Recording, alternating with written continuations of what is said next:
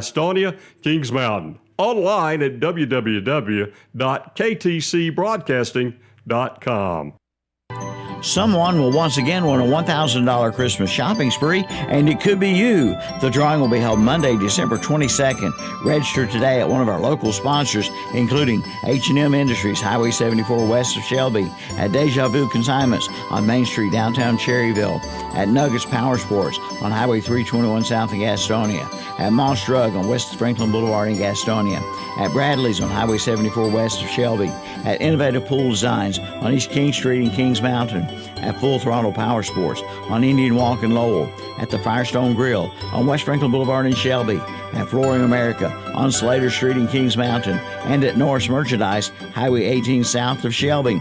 The $1,000 Christmas shopping spree brought to you by KTC Broadcasting and WhatsUpShopper.com.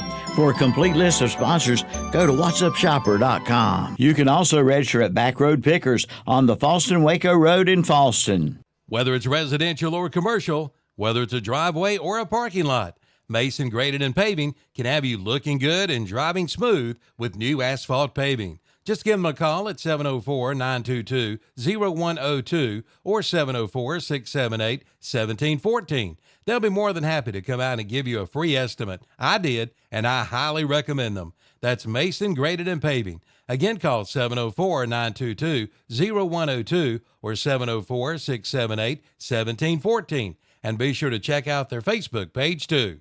Don't let the bed bugs interrupt your long winter nap. And I'm sure Santa doesn't want you living with bed bugs. That's why he has H&H Pest Control and Waterproofing take care of his North Pole home. And maybe you should, too. Just give them a call at 704-482-2847. They feature all types of pest control service. And everyone at H&H Pest Control and Waterproofing wants to wish you a very Merry Christmas. Keep the bugs away with a call to H&H Pest Control and Waterproofing online at hhpci.com and like them on Facebook, too. Imagine a place where pizza night is made easy. A place where everyone can have the pizza they like, how they like it. A family-friendly place that includes a game room for the kids. Most importantly, this place must be affordable. Well, imagine no more. Your local Gastonia CC's is that place. Come enjoy their full, hot, fresh, all-you-can-eat buffet featuring salad, pasta, pizza, and dessert for everyday low price of just $9.99 for adults. Kids age 4 to 10, $5.99, and those 3 and under, just 99 cents. Digital coupons can be found at cc's.com. CC's Pizza, 3746 East Franklin Boulevard in Gastonia, the best pizza value anywhere. Just in time for Christmas, Cart Guys in Gastonia is having an inventory year-end blowout sale. What's on sale? Well, mention this radio ad and everything is on sale. Yes, mention this radio ad and take 10% off anything in the store. Golf carts, motorcycles, e-bikes, ATVs, side-by-sides, Liberty Buildings, and get this, all trailers are now at cost. They've got to go. Again, mention this radio ad and take 10% off anything at Cart Guys Incorporated, 109 Crowders Creek Road, Highway 321 South in Gastonia. Open 9 to 4 Monday through Friday, 9 to 3 on Saturday, online at cartguysinc.com. Like them on Facebook, too. You've got to check this out. The Lithia Creek Tavern at the Lincoln Country Club in Lincoln has all your favorite beverages, along with some great food, all kinds of sandwiches, and check out their weekly specials. They're open Monday through Friday, 10 a.m. till 9 p.m., 8 a.m. till 9 p.m. on weekends. Book your event at the Lincoln Country Club. And for tea times, call the Pro Shop at 704-735-1382. The Lincoln Country Club and Lithia Creek Tavern, both at 2052 Country Club Road in Lincoln. Like them on Facebook, too.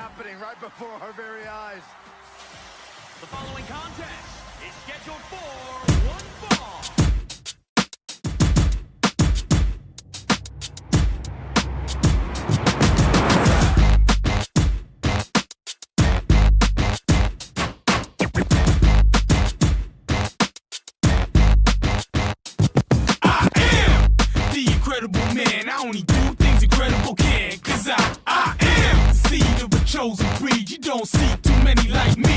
Cause I am one of the reasons you do what you do. When you wanna be me instead of you. Cause I am still on beat, showing love to the streets. Come on, you know me, cause that's who I am.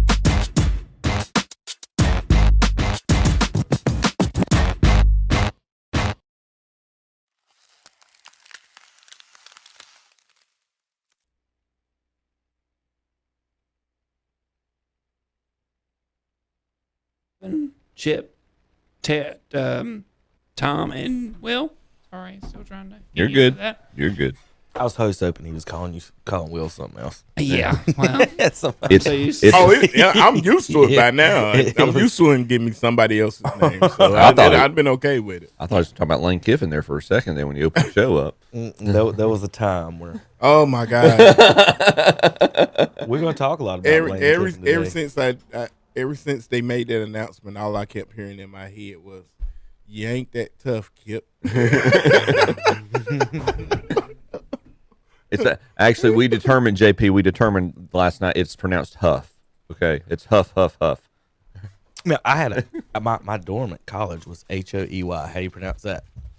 Hoey. Oh, It's Hoey, isn't it? That's how we Or is pronounced it Huey? it. The official announcement was Huey. Huey? Yeah, Huey Hall.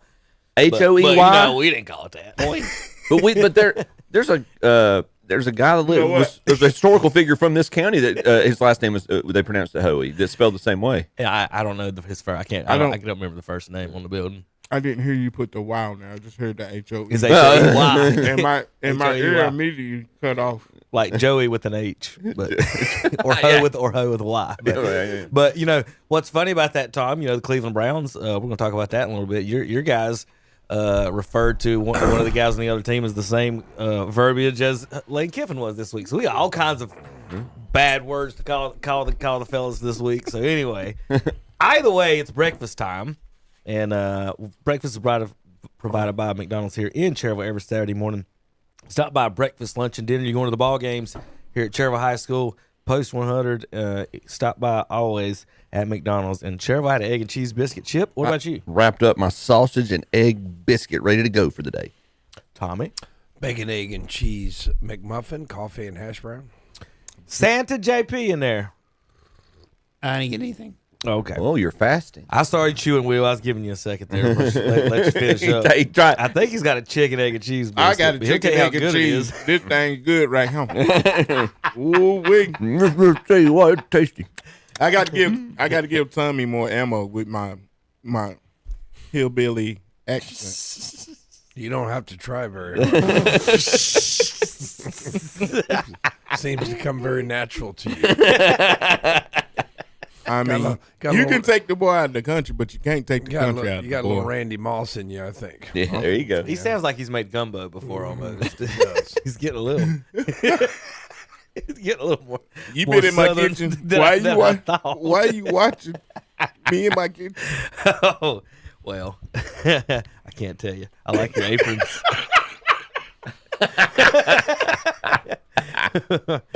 Oh, gracious. I like your aprons, Will. They look cute on you from behind.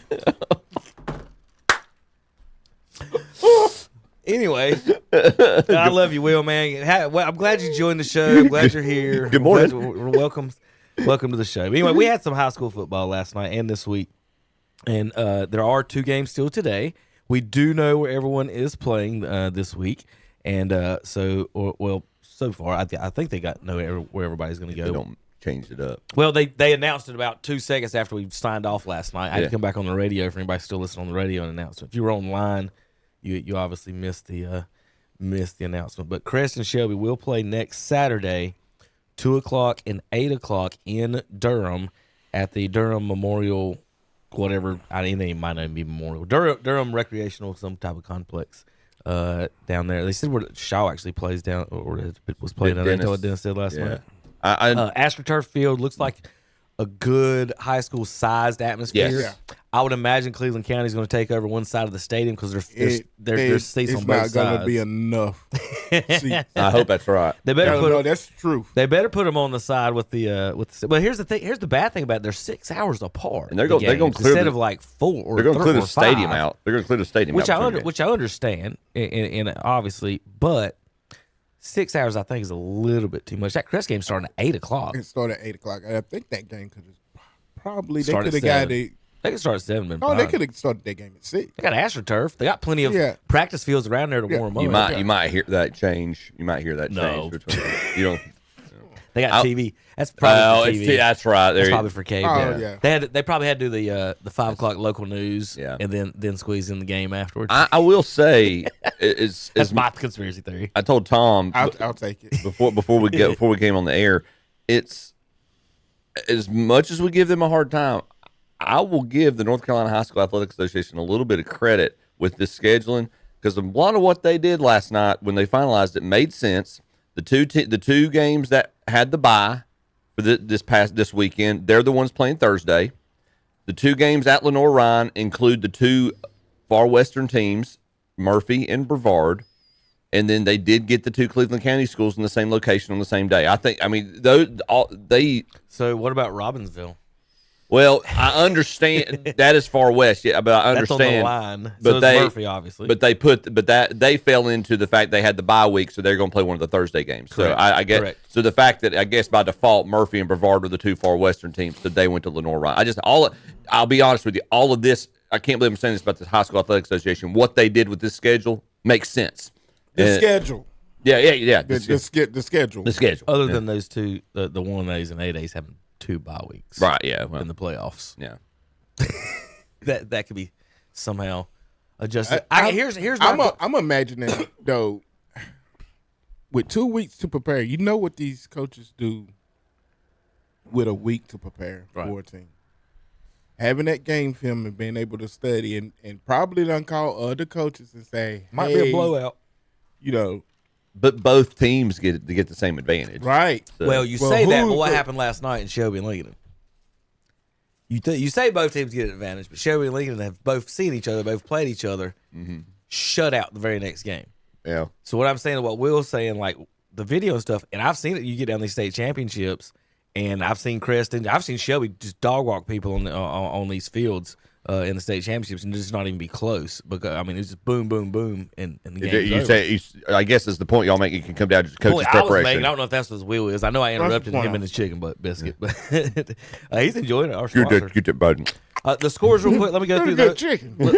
I'll let Chip and Tom go through the scores. Chip left, Tom right, update kind of what's going on there, and then I'm gonna go down the hall. I got to post a couple of things for us, and then we'll finish up on the high school. All right. So on the left hand side, I'll go ahead and do the game that there were no games last night or this weekend for the 1A classification. That state championship game was already set, as we mentioned. Robbinsville taking on Wilson Prep. That will be one of the games played at Keenan Stadium on the campus of UNC Chapel Hill. That game will be Thursday. That'll be one of the Thursday games.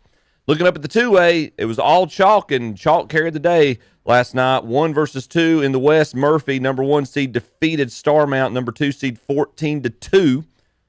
Starmount's offense didn't even score. It was their defense that got the safety. And then they will take on the number 1 seed from the East, Tarboro, who defeated Warren County, the number 2 seed in the East.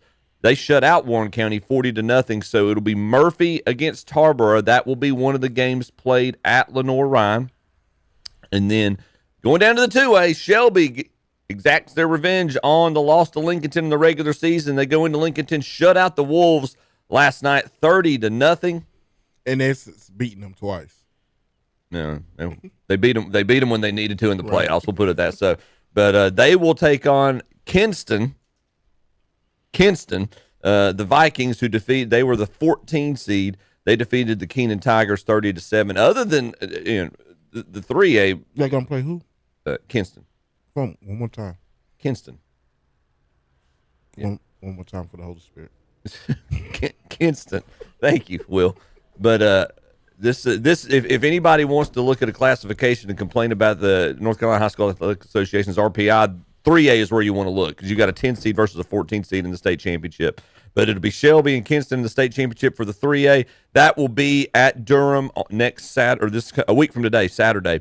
And then in the 4A, as Tom so eloquently named it, the Blue Devil Bowl in the West last night. Number 1 seed Brevard Blue Devils remain undefeated, defeat the Maiden Blue Devils 30-13. They will take, congratulations, you get to face Reedsville in the state championship. Reedsville in the East this year defeated West Craven 23-21. The 2-1 seeds will take on each other. That'll be the other game at Lenore Ryan this weekend, or this coming weekend. That's the 4A state championship. All right, Tom. All right, on to the 5A. It was Crest defeating Hickory Thursday night, 39-21.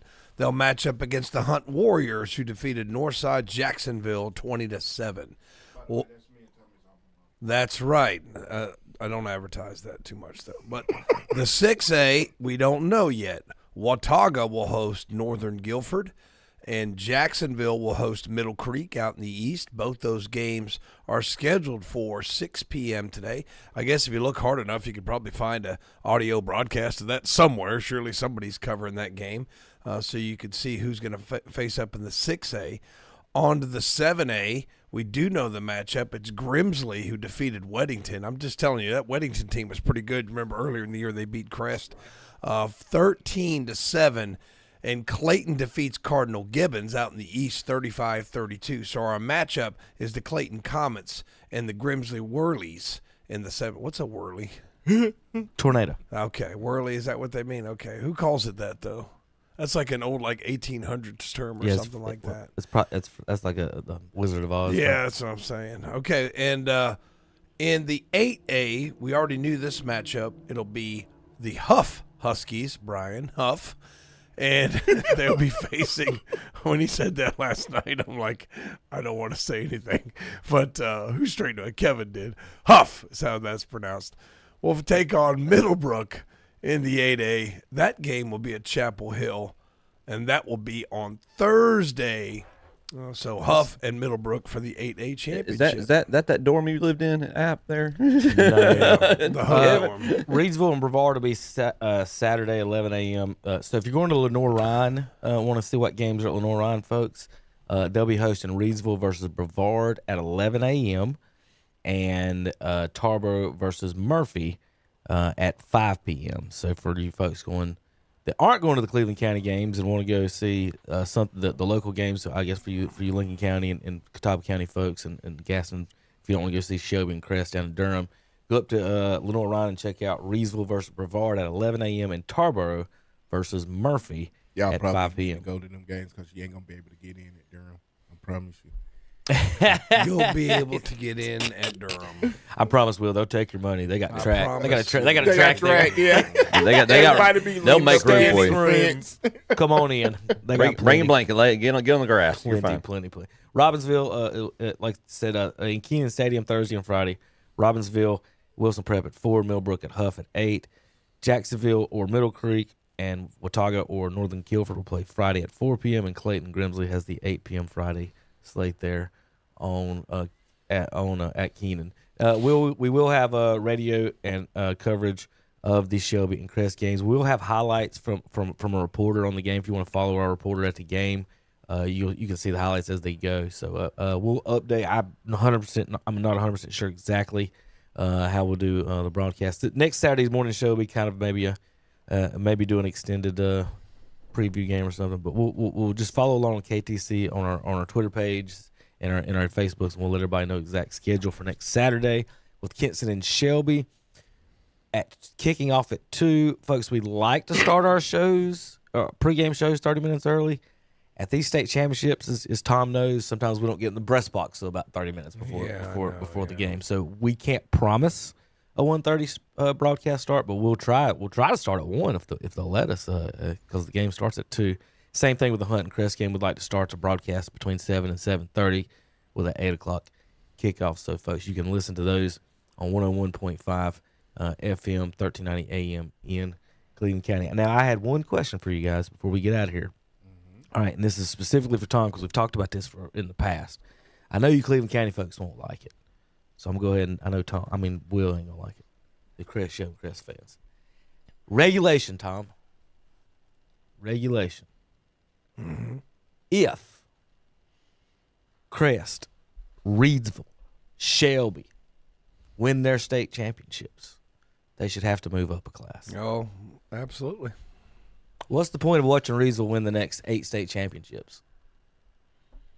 Win this one, move up, play somebody else. Whoever's the bottom teams on the attendance list, the best Mercedes sitting in the 3A, Move down. you get to move down. State champion got to replace you.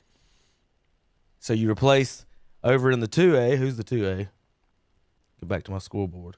So you would replace Bessemer City with Tarboro or Murphy. Would that mean more competitive than Lincoln and would get to go up there and play the Maiden Blue Devils in Reedsville, and Shelby would have to play Reedsville next year instead of Kinston. Wouldn't affect conferences. Conferences would be the same. You could just keep the same conference. Mhm. And just when it's time for playoffs, say, well, y'all played 3A, now you got to play 4A. Oh, you won the 4A, play 5A. I don't have any, because I think there's a student population, but, the boys in calculus class, making A's going to Duke, they're not on the football team. Some of them are. No, they're not. So I'm just saying. That's Burns. I'm just saying. going to Duke. I'm just saying that there's a football population and there's a student population. Correct. Well, they count the girls. It's not always the same. And if you want competitiveness, I mean, if the interest in is one coach wants a ring for every finger, then keep it the way it is. Correct. If it is like in the spirit of competition, let's go ahead and make play. I mean, look, do you play from the ladies' tees when you're 21 years old? You played from the ladies' tees when you were 13. Sometimes. We'll put it this way, Will. Shelby Golden Lions. Let's say they win this championship, right? And Brevard or Reedsville, can they compete with Brevard and Reedsville? Absolutely. Okay, so then me saying they should move up to 4A shouldn't be an issue. Can Crest compete with Watauga and Northern Guilford? But you had to. That would have to be the standard on how you did everything with the football, as far as football itself. But if your standard on how you're putting these classification together is the total number of students, then that wouldn't make sense. Well, you got to student body would still be a factor. It would be. It's just not the sole factor. The one caveat I would make to Kevin's that I would differ with Kevin, and I think Kevin makes a valid point. But one caveat is you could have a Cinderella team that, in a sense, they have a Before you go any further, yeah. Go back to the history of the North Carolina Athletic Station and find me one Cinderella I understand. state champion. I get that. It ain't never happened. I would argue that make it. Well, like that 14 ain't never did. I would make it. I would make you it. betting on Kinston next week? Who, me? Yeah, yeah. Against Cleveland County? Seed. Yeah. Against Cleveland County? Go ahead, Chip. No, I would make the argument that if you have 2 state championships in like a 5-year window, then you get moved up. That would be my just football. I'm not. We're talking because listen, they already put the football teams are messed up because in the classifications anyway because you count girls. That's the number one. Tom's even made his point on the calculus. The thing don't even count because you count girls. You could have, let's say, 1,300 students in your school. You got 1,100 girls. You got 200 boys, and then the other schools got the opposite. Who's gonna win the football game? Well, no school has it that far out. I know that, Tom. But what I'm saying is, that's not a fair example, Kevin. That's just not a fair example. I'm trying to make it for people at home to understand. Principal argument. My argument is, I think mine's better than yours because it's a football population, and what Kevin is saying, Kevin, playing football. Yeah, but it's most schools are 50-50, so that doesn't really matter. I'm saying, so you wouldn't do it in every sport? No. Definitely football. Primarily football. So a coach could coach baseball. I wouldn't in the same division. It would not. I think Will makes a good point. It wouldn't bother me if they did in baseball. I mean, Burns won the 2A a few years ago. Okay, you won a 2A. Let's see if you can win the 3A. That doesn't bother me one bit. I mean, you can make it a blanket standard. So here's my point: is there are some 1A. Well, I'm not gonna say 1A, but there are some 2A baseball teams that could just run ham shot on some of the bigger teams. I think I think you're also making a point as far as maybe in basketball too, where the 1A and 2A teams where you can recruit, we only need 5 players. It may make a difference. In baseball, you have 1 pitcher. It used to be they got pitching rules. You can't throw 10 pitches without having to come out of the game and let the cheerleaders pitch. But I understand what y'all are saying. We can talk about that later. I'm just saying in general, in football wise, I just don't see a reason why we have to watch in the next 6 years. Yep. Every state championship is going to be Shelby and Lincoln and whoever's in the East. In the 4As, Brevard, Burns, Maiden, whoever's in the East, Reedsville, and then Crest Hickory, South Point, East, and whoever's in the East. As long as they keep Reedsville in the East, it's going to be over Reedsville. there, it's going to be Reedsville. Right. So that's what I'm saying. Yeah, but if you move them to the West, it'd probably be. But move them up to 5A. They get beat. They've got beaten in the West. Wouldn't it be so nice? That's why they moved them out. That's what I'm saying. And this is the whole college football argument. Would you rather see Notre Dame, Ohio State, and the big names, Alabama, win 12 championships, or do you want TCU to upset Georgia in the championship? So I'm that guy. Wouldn't you like to see Reedsville play Crest and Hickory? Wouldn't y'all want a piece of Reedsville? No. Oh my gosh! What? That's not the answer. That's not the answer you give, Will. We want to win 7 championships. We don't have to compete. That's not the answer you give, Will. Notre Dame answer over there. We're going to talk about if y'all going to sit here and talk about Ohio and mighty Mount Crest, you don't talk about not wanting to face somebody. Come on. Exactly. What you just said, all high and mighty Crest. High and mighty against somebody. What good would it be for Crest to play down? You play Shelby? To play. That's a Cleveland County rival so that's playing down? It is. That's the argument you just made. You're playing. If I finish my statement, it don't make any sense for Chris to have to play against. If the competition, you were talking competition, if the competition stays strong, Crest plays in probably the strongest conference in high school football. Well, then next year you'll be in 6A, and we'll see. And then if you can win the 6A, you'll go to 7A. Yeah. I just want you to play the competition that you should be playing, so we're seeing all good games, and everybody moves up and down accordingly. Y'all could be in the 8A, you win 5 straight. And that's what I want. I see your point on that, and if you would govern it from the get go, they take student numbers out of it and say, "Hey, Chris, you're an 8A team. We go play. It don't matter who Chris." If you put him in front of him, they're going to knock him down. The best argument I've ever heard. You put him in front of him, they're going to knock him down. Is that what happened against 7A Weddington? Yeah. Mm-hmm. That's not what happened against 7A Weddington. But they didn't run. But they didn't run from 7A Weddington. What I'm saying is, so why run from Reedsville? What you said, set them up. Running from Reedsville. You included the phrase "knock them down," which doesn't always happen. But I would say too, it neutralizes the recruiting advantage. Like if you recruit yourself to 7A status, then you play the 7A teams. Yep. And I'm not saying I know my school and every other school has accepted transfers that have helped sports in a variety of, sports. Every school has. I think of one sport in particular for your school, Tom. Right. I mean, it's unfair for me to say, well, y'all recruit. They all recruit. Right. So if you recruited yourself to the next level, then play the next level. That's all I'm saying. If you're going to do that, I mean, I know that Kevin hates the elitists, but we're gonna not recruit a bunch of 5 stars and let's go play in the MAC. If you're Ohio State, you're not going to do that. That's what these teams do in North Carolina. That's what Reedsville does. It's like we're going to recruit, make sure and then we're going to play in the best case scenario for us to win, not to compete. The best argument I heard that I've ever heard, Kevin brought it up a couple of years ago, and we've not talked about it in a while. I don't know if there's a way you do, but set up a firm date that your team roster has to be finalized. It's like sign up early end of the summer, early in the fall. That your team roster has to be finalized.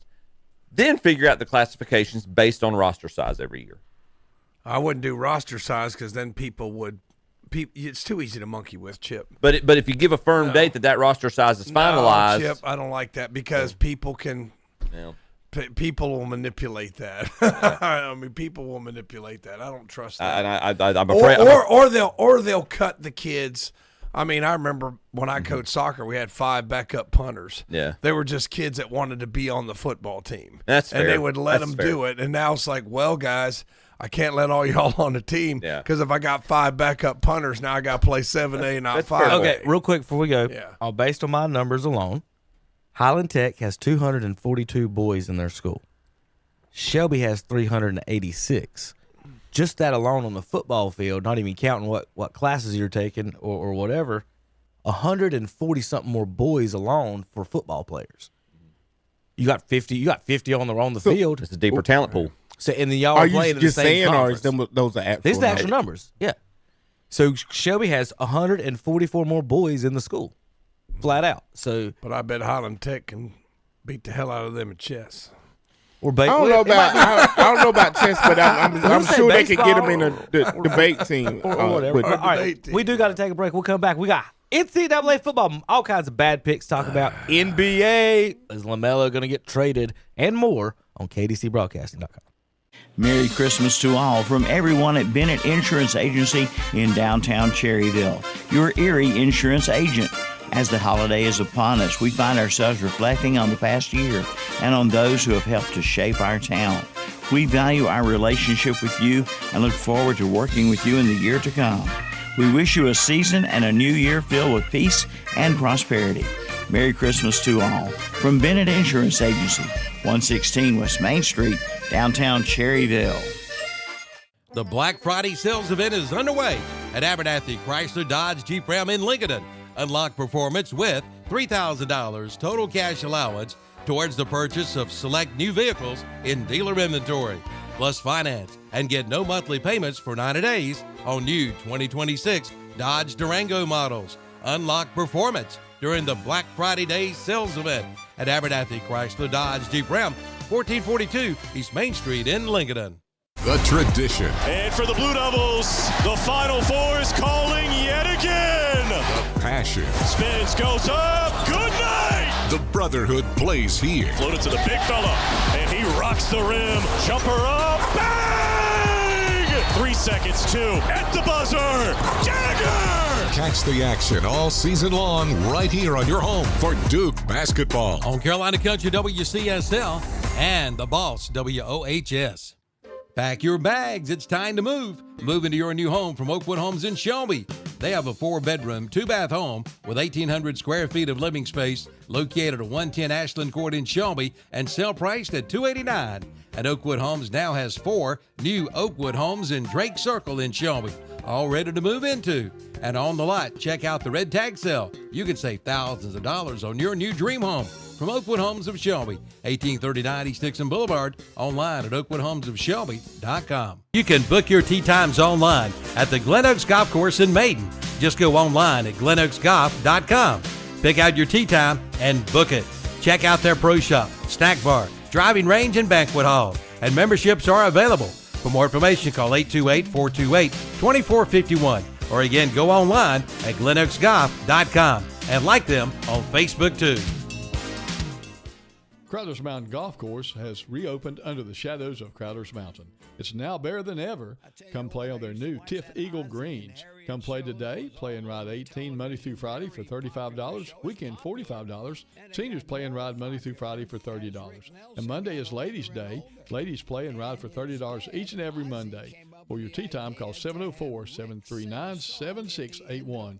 The Crowder's Mountain Golf Course now featuring new Tiff Eagle greens. Located at 255 Lincoln Academy Road off Highway 74 bypass at the foot of beautiful Crowder's Mountain.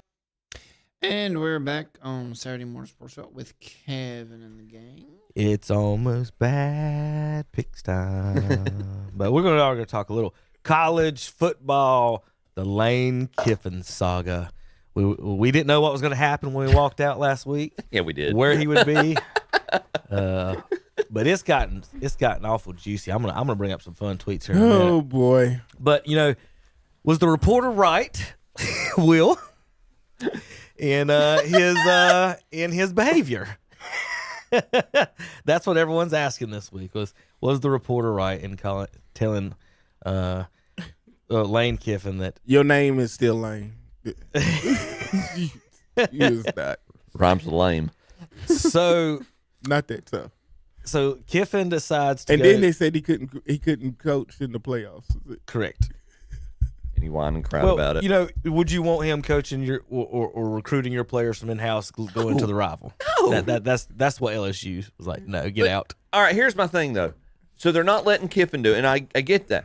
Why are they gonna let a guy who's already said he's gonna be on his offensive staff come and be their offensive coordinator for the?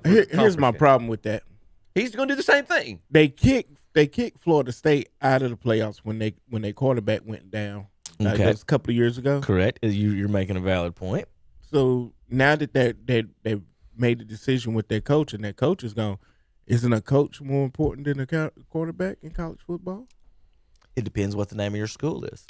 Depends on the name of your quarterback. It depends what the name of your conference is, Will. Absolutely, it depends on what your. This is an SEC team. That's where I was ACC driving. team. Now you catch it. Not an ACC team. We wouldn't want Paul Feinbaum to get upset. I can't believe it. Yeah, that's kind of the way I act when his That's name is decent. mentioned. It blows my mind, Tom. Like these guys will argue the 4th and 5th place teams who've already lost to the 1st, 2nd, and 3rd place teams in the conference should deserve a chance to get beat by the 1st, 2nd, 3rd place teams again. Can we get beat by them again? So today, Tom, I'll ask you a quick question. I know what your answer is going to be because I do. If Ohio State, you've been around him a while. Should the loser of Ohio State, Indiana be eliminated from the playoffs? Be eliminated? Correct. I wouldn't say eliminated. Okay, not with a 12-team field. Wait a minute. No, here's my point on this, though. Same thing with Notre Dame, Miami. If you've already lost to a team in the playoffs, you've already proven you're not the champion. You're not in good regular enough. season. Get out. That's not the way we do it in pros, though. I know, because this is college time. This is voting on our feelings and everything. So this is my feelings for it. I believe that Notre Dame or Miami, whoever loses today, I don't think you deserve a shot to get beat by Ohio State again. If Indiana gets beat, they should be out. If Ohio State gets beat, you should be out. Why should you get to beat them again? Then get rid of the wild card in NFL. We're not talking NFL, Tom. Well, it's the same concept. No, it's Kevin. not. You're it's not. How's it not the same concept? You get to play. Dallas can play New York twice in the regular season and still play them in the playoffs. Well, I know that. Well, what you're saying is the same concept. I'm saying college football doesn't act that way a lot of times. So, but my thing is, I know the NFL wise, you've got all those games that you have to play and win. In college, they vote on and people say they'll make the argument Miami isn't good enough to be in because of their schedule. That's right. They won't say Miami, but then they won't say Miami, but beat Notre Dame. But so Notre Dame's schedule gets in, but not Miami's team who beat them. Right, and that's my problem with it. And the same thing if I'm not arguing if y'all smoke Indiana, you're out. I don't think you deserve to be in the playoffs because your schedule might have been crap and you ain't actually beat nobody. I would say this: your conference the way I agree with Kevin is your conference championship should mean something. I don't care if you're whatever. If you're the Power 5 champ, you're in. You know what I mean? It doesn't. All right, let me rephrase this question. Yeah. If it's 2 ACC teams that are 13-0 in this situation right now, is one of them eliminated? They shouldn't be. I don't think they should, but would they? They probably would be. I think the qualifier should be you cannot get a bye if you're second place. If it's Florida State and North Carolina playing, that's a simple solution. They should be qualified. First and second teams, I agree, but right now it's not. I'm asking what would the committee do if it was Florida State, North Carolina at 13-0? Where would they be in the Where would they be in the rankings? First of all, Florida State would be like 4 and Carolina 8, and then if Florida State smoked Carolina, would Carolina fall out of the playoffs? Yes or no? Probably. With one loss. It's turned. Would a one-loss North Carolina be out of the playoffs, or a one-loss Florida State? And the answer is yes, because they've already done it, right? And they're keeping them out now. Turn into the Power 2. There's a Power 4, right? They're supposed to be in theory. Okay, hold on. There's a Power 4, first place team, second place team. That's your championship game. Okay, so they get in. You got your group of 5 champ. How many is that? 9. And then 3. You got there. Now you still got to figure out 3, and we're going to argue. But I think technically 2 because Notre Dame's going to get one of those spots. Yeah, but I'm saying, and they play in no conference. You could maybe figure out like out of those Power 4 conferences, maybe whoever had the best record in their conference, or so, you'd have to or you could solve this through some instead of playing like Kevin has said, instead of playing. Like Ohio State played Grambling, and I criticize them for that. I mean, like, what are you guys doing? Play Ole Miss. Make a Big Ten SEC Challenge Day. You know what I mean? Do something where you match up one big conference against another, so where at least you have a little bit more of a measuring stick. Quit playing Mercer, quit playing the Citadel, and go out and play another. Here's my thing: you tell the group of five's not good enough for your playoffs, but then you play 3 games. Yes, that's it. I mean, if you're going to claim to be the power, you're not good enough to play in my playoffs, but I'm going to claim your wins as to qualify for bowl games and to qualify for the championship. That hypocrisy is crazy. You're going to sit here and call yourselves the Power 4 teams or Power 4 conferences. Play with them. Play amongst yourselves. If you're going to separate yourself from the other conferences in the country or other classifications, play just those teams. Tom, when SEC fans hear me say the ACC should get 2 automatic qualifiers, they lose their mind. Yeah, correct. They think no. Our 5th place team, who's already, like I just said, and this was my Indiana Ohio State argument. Mm-hmm. The 5th place team, who's already lost to the teams ahead of them, deserve no chance to me to prove that they should beat them, whatever they're ranked. So it's not even a 1-2 thing. It's not Ohio State, Indiana thing. If it was 1 versus 10, that would be my position no matter what. Is that you've already lost to the number 1 team. So if everybody thinks Ohio State's number 1, everybody who Ohio State's beat on the schedule, you're out of the playoffs. You're not in. Because is that not the argument we're making?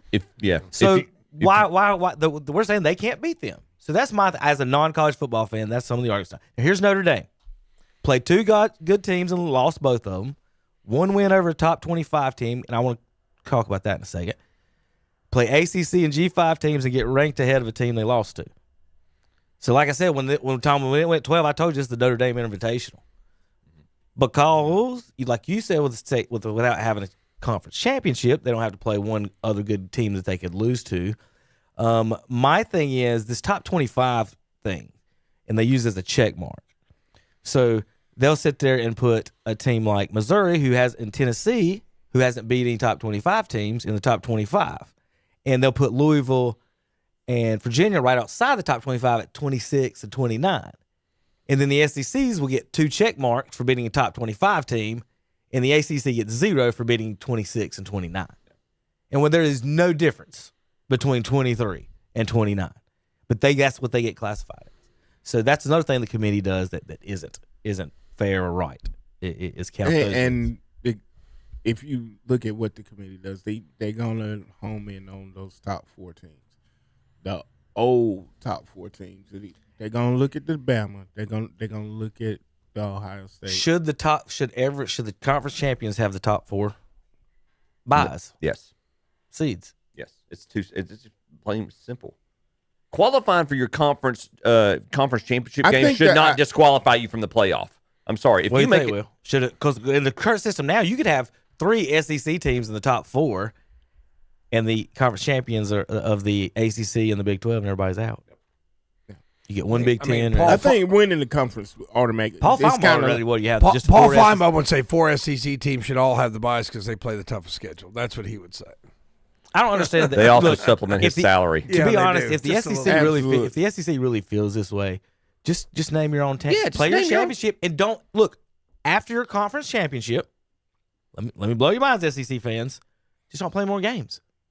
Yeah. We were the national champions. Yeah. Do what UCF did. Throw your parade. Sell your T-shirts. You've already claimed it. You're the national champions by being the SEC champs. Just don't come to the BCS. Don't whatever we call it now. Just don't show up. Yeah. Thanks for playing these last few years. Go on. Everybody else will play this system. You guys do your own other system. Now, with that said, rumors are swirling that North Carolina and Clemson are being highly recruited, the next to move to the SEC. Because North Carolina is such a, standout pillar of football dominance recent history. They got to get a team in this state. They got to have a team in this state. So they're going after Carolina, not state? If they were smart, they would have went after the Wolfpack. I've said it for years. If I was the Wolfpack for years, I would have went after them. That's coming from a Carolina fan here. If I was Wolfpack for years, I would have went after them. The ACC disrespects you. Your little brother in Duke and Carolina basketball money right now. Yep. Best thing that NC State could have ever done for years is join the SEC. NC State will never Why be mediocre in the SEC when you be mediocre in the SEC, and then everybody thinks you're great for beating the Mercers in Charlotte. Now I'm better just for being in the conference. Why be mediocre in the ACC? You could be in the Congratulations, SEC. you just got promoted. And have everybody in North Carolina playing SEC football. Will think about it. The Wolfpack coming into Crest. We play in the SEC now, boys, and a whole lot more television revenue money being dispersed to your college, to your institution. And I hear there's rumors that Michigan and it's either USC or UCLA might join the SEC. It was Michigan, USC wanting to get out of that Big Ten investment firm. Well, now the ACC is any coast conference now. What are they gonna call the SEC if they put Michigan in? That's the first time I've heard that. That is awesome. The Any Coast Conference. Yep. Yeah. I have not heard anybody say. I've not heard that's awesome. I feel like I have heard somebody that say is awesome. Yeah. Okay, for now on, we're referring to that. Don't even say it. Don't say Atlantic in this building. That word's banned on this show. No Atlantic. Like it. Remember when you were kids in the 8th grade and they'd roll in the TV and there was only 8 teams in the Yes. SEC and you knew all the teams? And Yes. They can fill in your basketball panels. How Correct. It was fun back then. How would an ACC lose its nostalgic if a Clemson that are one of the founders in a Carolina league? We already lost Maryland. Maryland back in the day. Maryland's been gone. Yeah, but back in when we was coming up, Lefty Drizel, Lynn Bice, Gary Maryland Williams, was ACC. Joe Smith, It's been a long time now. Juan Dixon. All right, I got a bunch of tweets to get through. Try to get through quick as them. How about this state championship team in Nebraska won 49-0? 17 kids signing college. Not a single one with the Nebraska Cornhuskers. Shut up. Not a single one. Good job, Matt Roll. 17 kids. That's the other whole. Watch this. That's why they ain't signing there. Because Alabama, he's the other Missouri. hoe. Yeah, he's the other one. Central Florida, Fresno State. Whoever Pitt State is. North Texas, Illinois, 2 Illinois. Iowa State. Bama, all those Missouri. teams. Not a single one. Not a single one. West Point, not a single one going He's playing the Army-Navy game. to the Nebraska Cornhuskers. Let's see. We're going to talk some more about Lane Kiffin's activities here in a minute. I don't know if you guys have you guys known or know what's kind of going on and what he was kind of known for in Mississippi. Anything? Do you guys know? No, So apparently Lane Kiffin maybe thinks of himself and attempts to be a ladies' man. So Will, not only was he acting like this in the football field, He was a hoe. shocker. so reports are running wild. Co-eds across Mississippi are posting his DMs to him. Oh my God. So we've got DMs from Lane Kiffin to co-eds. He didn't get in Baton Rouge for 2 days, and the co-eds are posting Lane Kiffin sending him DMs. Apparently, Lane Kiffin is a hot yoga enthusiast. Yes. And Kiffin has been creeping out the ladies at hot yoga. He's went to report out of Baton Rouge. He's been turned down by 3 different ones in Baton Rouge because they've talked to the folks in Mississippi. LSU is reportedly going to start their own yoga classes for Lane because he can't find the correct place that he can go near his house.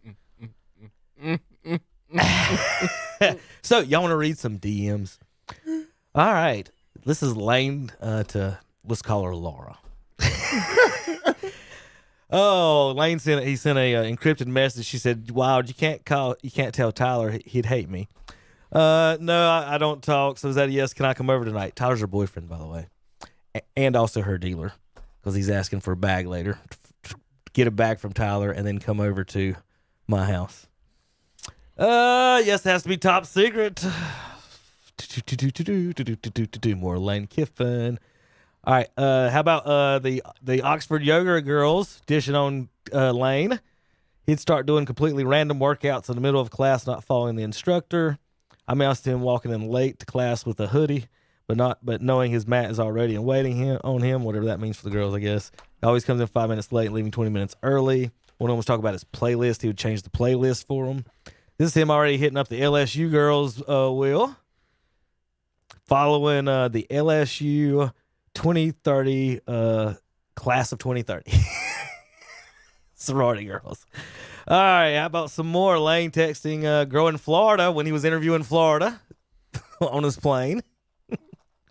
There's the hot yoga girls making fun of him some more. Really going to miss him looking for used water bottles and lost and found every morning to pour his ice cold water all over the floor. And let's not forget about his Britney Spears and Keisha only playlist.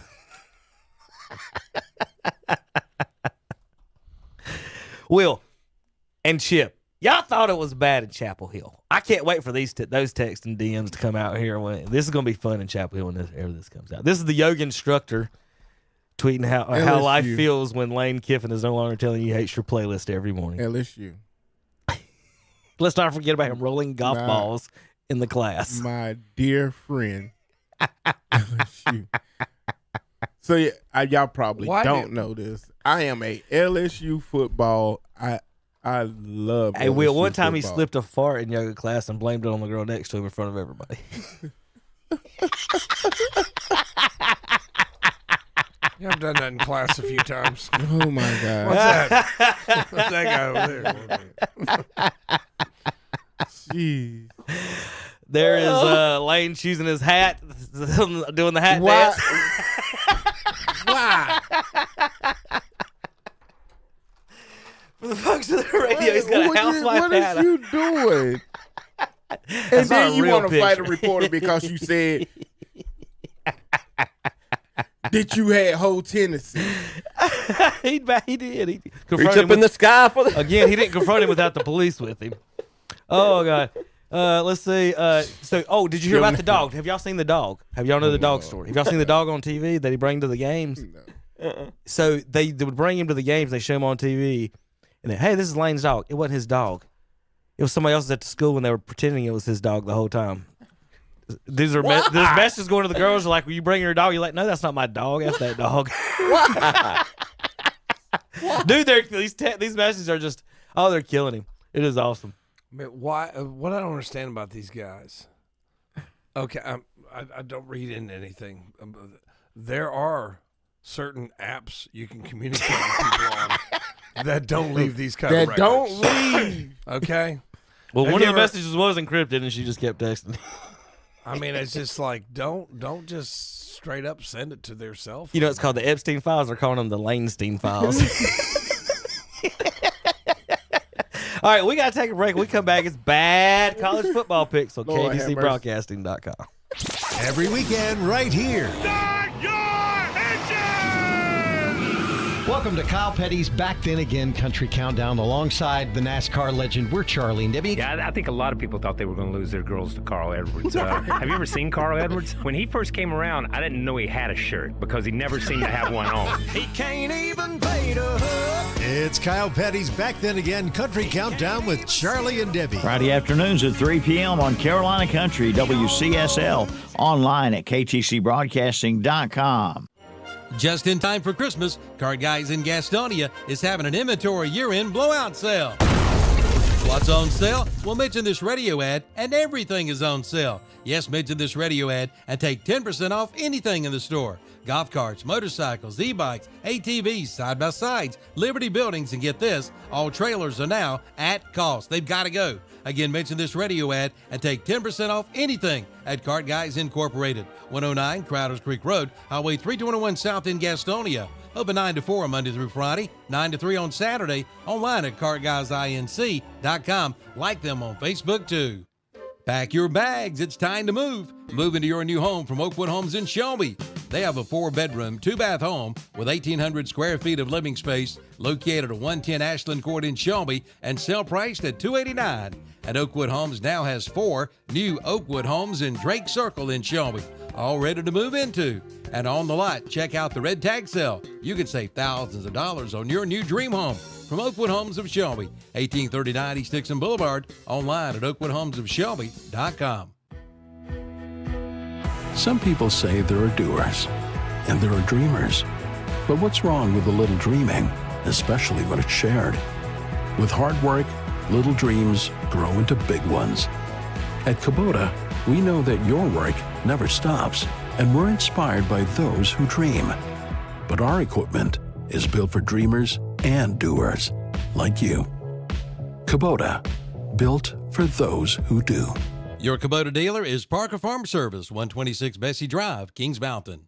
It's Tee Up Tuesday, each and every Tuesday at the Westport Golf Course in Denver. Tee it up and play all day, as long as you like, for just $30. That includes cart and green fee, and you can play for $30 on Tuesdays at the Westport Golf Course in Denver.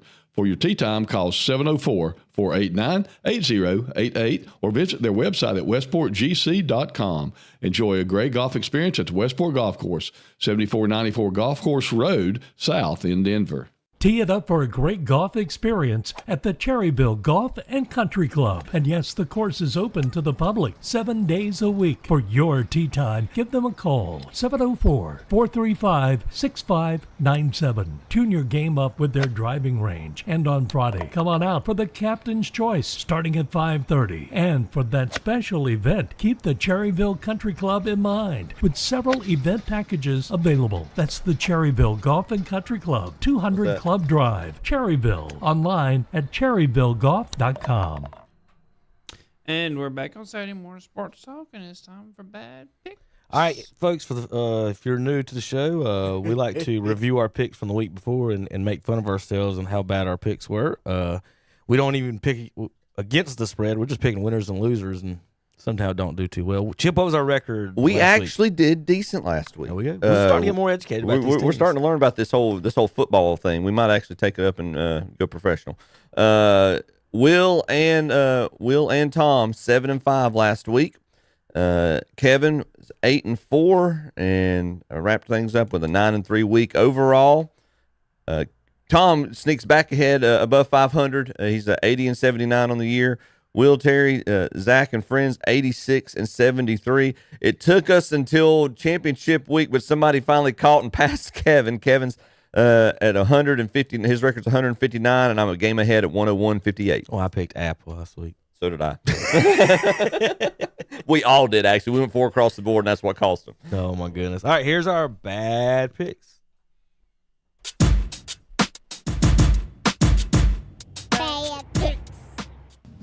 Roll Tide or War Eagle? War Eagle. I don't see it any other way. I do. Okay. I figured everybody was going to go. That's why I picked off. Well, that's not what you're supposed to do. You're supposed to pick who you think will win. Yeah. You want to change it? I'm going Alabama. It's not going to change anything for me, obviously. Yeah. I'll go Somebody got to be on I'm bad definitely pick. going for it. Will says you can't be on television this segment if you make good picks. Roll Tide 27-20 over War Eagle. Bad picks. Wrong. Will, who you got in this match? I'm going to take the team from the north. The Buckeyes destroy the Wolverines 27-9 in the Big House. Bad picks. Let's go Pittsburgh. Pittsburgh with the upset at home. At least that's what I shouldn't tell you this, Kevin. That's what I placed my underdog bet. I was about to say Pittsburgh out loud, too. Oh. I'm going to go with Pitt Panthers. I think Miami's going to get wiped out. We won't have this conversation anymore. The Notre Dame people got too much money to pay off the rest of Pittsburgh to win this game tonight. That actually is not a bad conspiracy theory. The U destroys Pittsburgh with a 38-7 win for the Hurricanes. Bad picks. So you got in this one, Tommy? Washington gets the upset. Oh, no, Tommy. You're wrong again. The Ducks fly into Washington and win 26-14 over the Huskies. Bad picks. Oh man, you can't tell me that Tennessee, this game don't mean a little bit more, that they don't want to take the claim as the best team in the state. I'm going to go UT.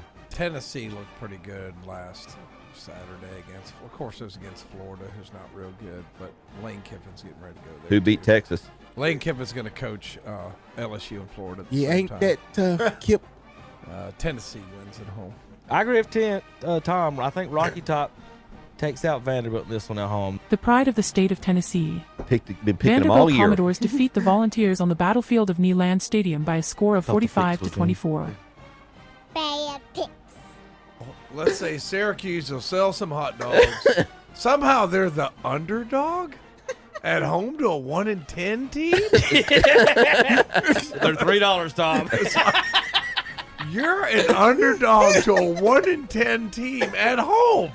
At home. Syracuse.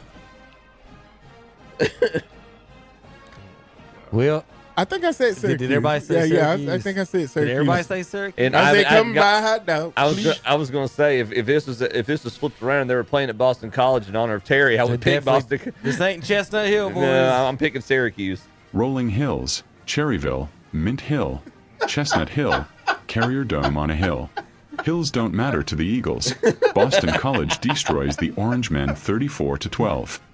Bad picks. Well, they ain't gonna never really go ahead and pick no daggone Wolfpack go for no Tar Heel. Go Heels. The Wolfpack had lamb chops last weekend in Raleigh with a 42-12 victory over the Tar Heels. Bad picks. You picking whatever their mascot is to beat the Mountaineers in Boone? I'm not. No. I don't even know what an Arkansas State. Probably the Lobos. Chupacabra is. The Chupacabras. The Red Wolves. They're the Red Wolves. I like Chupacabra. You got the Chupacabras in Boone today? It's like Spanish fighting chicken or something. No, I learned my lesson. I'm going the Mountaineers. So Appalachia State. So Boone is apparently the capital of Appalachia. Yes. Okay. So all right, I've got the Mountaineers. Tom, do they become bowl eligible today with a win over the Red Wolves? I think they do. I think they get the win at home. It's going to be cold in Boone, and the Boone Goons will all be drunk. Kevin. They'll intimidate the other team. Let me tell you folks what to do. It's a 2:30 game. You got time to go up there and tailgate today, get drunk, get nice and warm. A lot of folks got your ski coats on, a lot of pockets in those where you fit those. Get nice and warm. When you're done, it'll be done right at dark. Slide over the ski slopes tonight. It's 36 degrees right now. The skiing should be beautiful. If the wind's not going to be blowing too hard, we'll go up there and jump off the slopes against App State and get on some slopes. That's not App State with a win. Arkansas State Chupacabras kill some snow bunnies with a win 30-29 over the Mountaineers in Boone. Damn Chupacabras. That's good. Got beat by the Chupacabras. Jeez, fire everybody in Boone right now. I mean, dang. All right. Not a child. Whoops, You're shut a that guy. All right, let's make some more bad picks. Oh, Lord. Nice little weekend here in college football. Should have some good games to pick. Let's see. As soon as my thing shows up, we'll get to it. Let's see. Tulane won last night. I don't know if y'all saw that. They did. Did they stamp their ticket in the playoffs? Did they stamp their ticket to the playoff? That's their playoff ticket. They win and you go to the playoffs. Right? Maybe. We'll see. We'll see what the committee does. Yeah, let's see what the committee says. Let's see what they make up, Will. All right, here we go. BYU and Texas Tech. Number 11 versus number 4. Big 12 championship game, Arlington, Texas, AT&T Stadium, Cowboy Stadium. It's today at noon on ABC. None of y'all are Big 12 experts? Texas Tech wore them out the first time, right? I do not know the answer to that, but I was about to ask Chip first. I'll go to Tom They first. wore them out. They beat them bad first time. I think that was their loss, right? I'm looking. Yeah, I'm looking. You all have computers. I can't switch over. I know. I can't see mine. We can't see. I'm going Texas Tech is going to run away with this thing. Chip. I am picking Texas Tech as well. Oh, Lord. William? Texas Tech was BYU's one loss on the year. They wore them out, 29-7. 29-7. Yeah, they wore them out, man. I'm taking Texas Tech. My original thought was to take Texas Tech, and I'm gonna stick with it. But Chip scared me when he took me and told me spit. Oh no, it's not Texas Tech. Texas Tech's one of the most complete teams in the country. Texas Tech could win it all, man. Here's what I want to win. I want BYU to win, and then them to see them try to keep both teams out of it, or one of the teams out of it. Who do you know what I mean? Because BYU be the champ, are they going to kick Tech? This is my question to you, Tom. If you guys are out, if Texas Tech loses this game, are they out of the playoffs? Right. Yeah. No. I'm picking Texas Tech real quick. But go across. But as a Big 12 team, go with 2-loss Big 12 team who's already lost, do they get another chance to play BYU for a third time? For the rubber match. For the rubber match. That's what I'm saying. Do they get that chance, or is a team that hasn't been beat by BYU or Texas Tech, like the second place ACC team, deserve that spot? Is my question. Like Miami. committee does not want BYU to win this game. That's what I'm saying, boys. What do you think? The big What do headache. you think, Tom? Are they out, in or out if they lose? In or out? Give me an answer. I'm still thinking if BYU wins, I think Correct. they're both in. Will?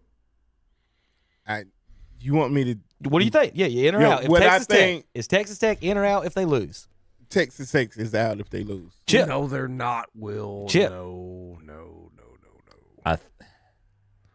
I don't think they should be, but I think, Tommy, if they lose, I think they're out. No. Where would they drop in the rankings? They'd have to drop to like 12 or 13, wouldn't They would Because drop. BYU's got to move up a little bit. Right. Texas Tech's got to drop ahead of them. There's no, watch them try to keep Texas Tech Would and Texas not put Tech be BYU. one spot ahead of Miami?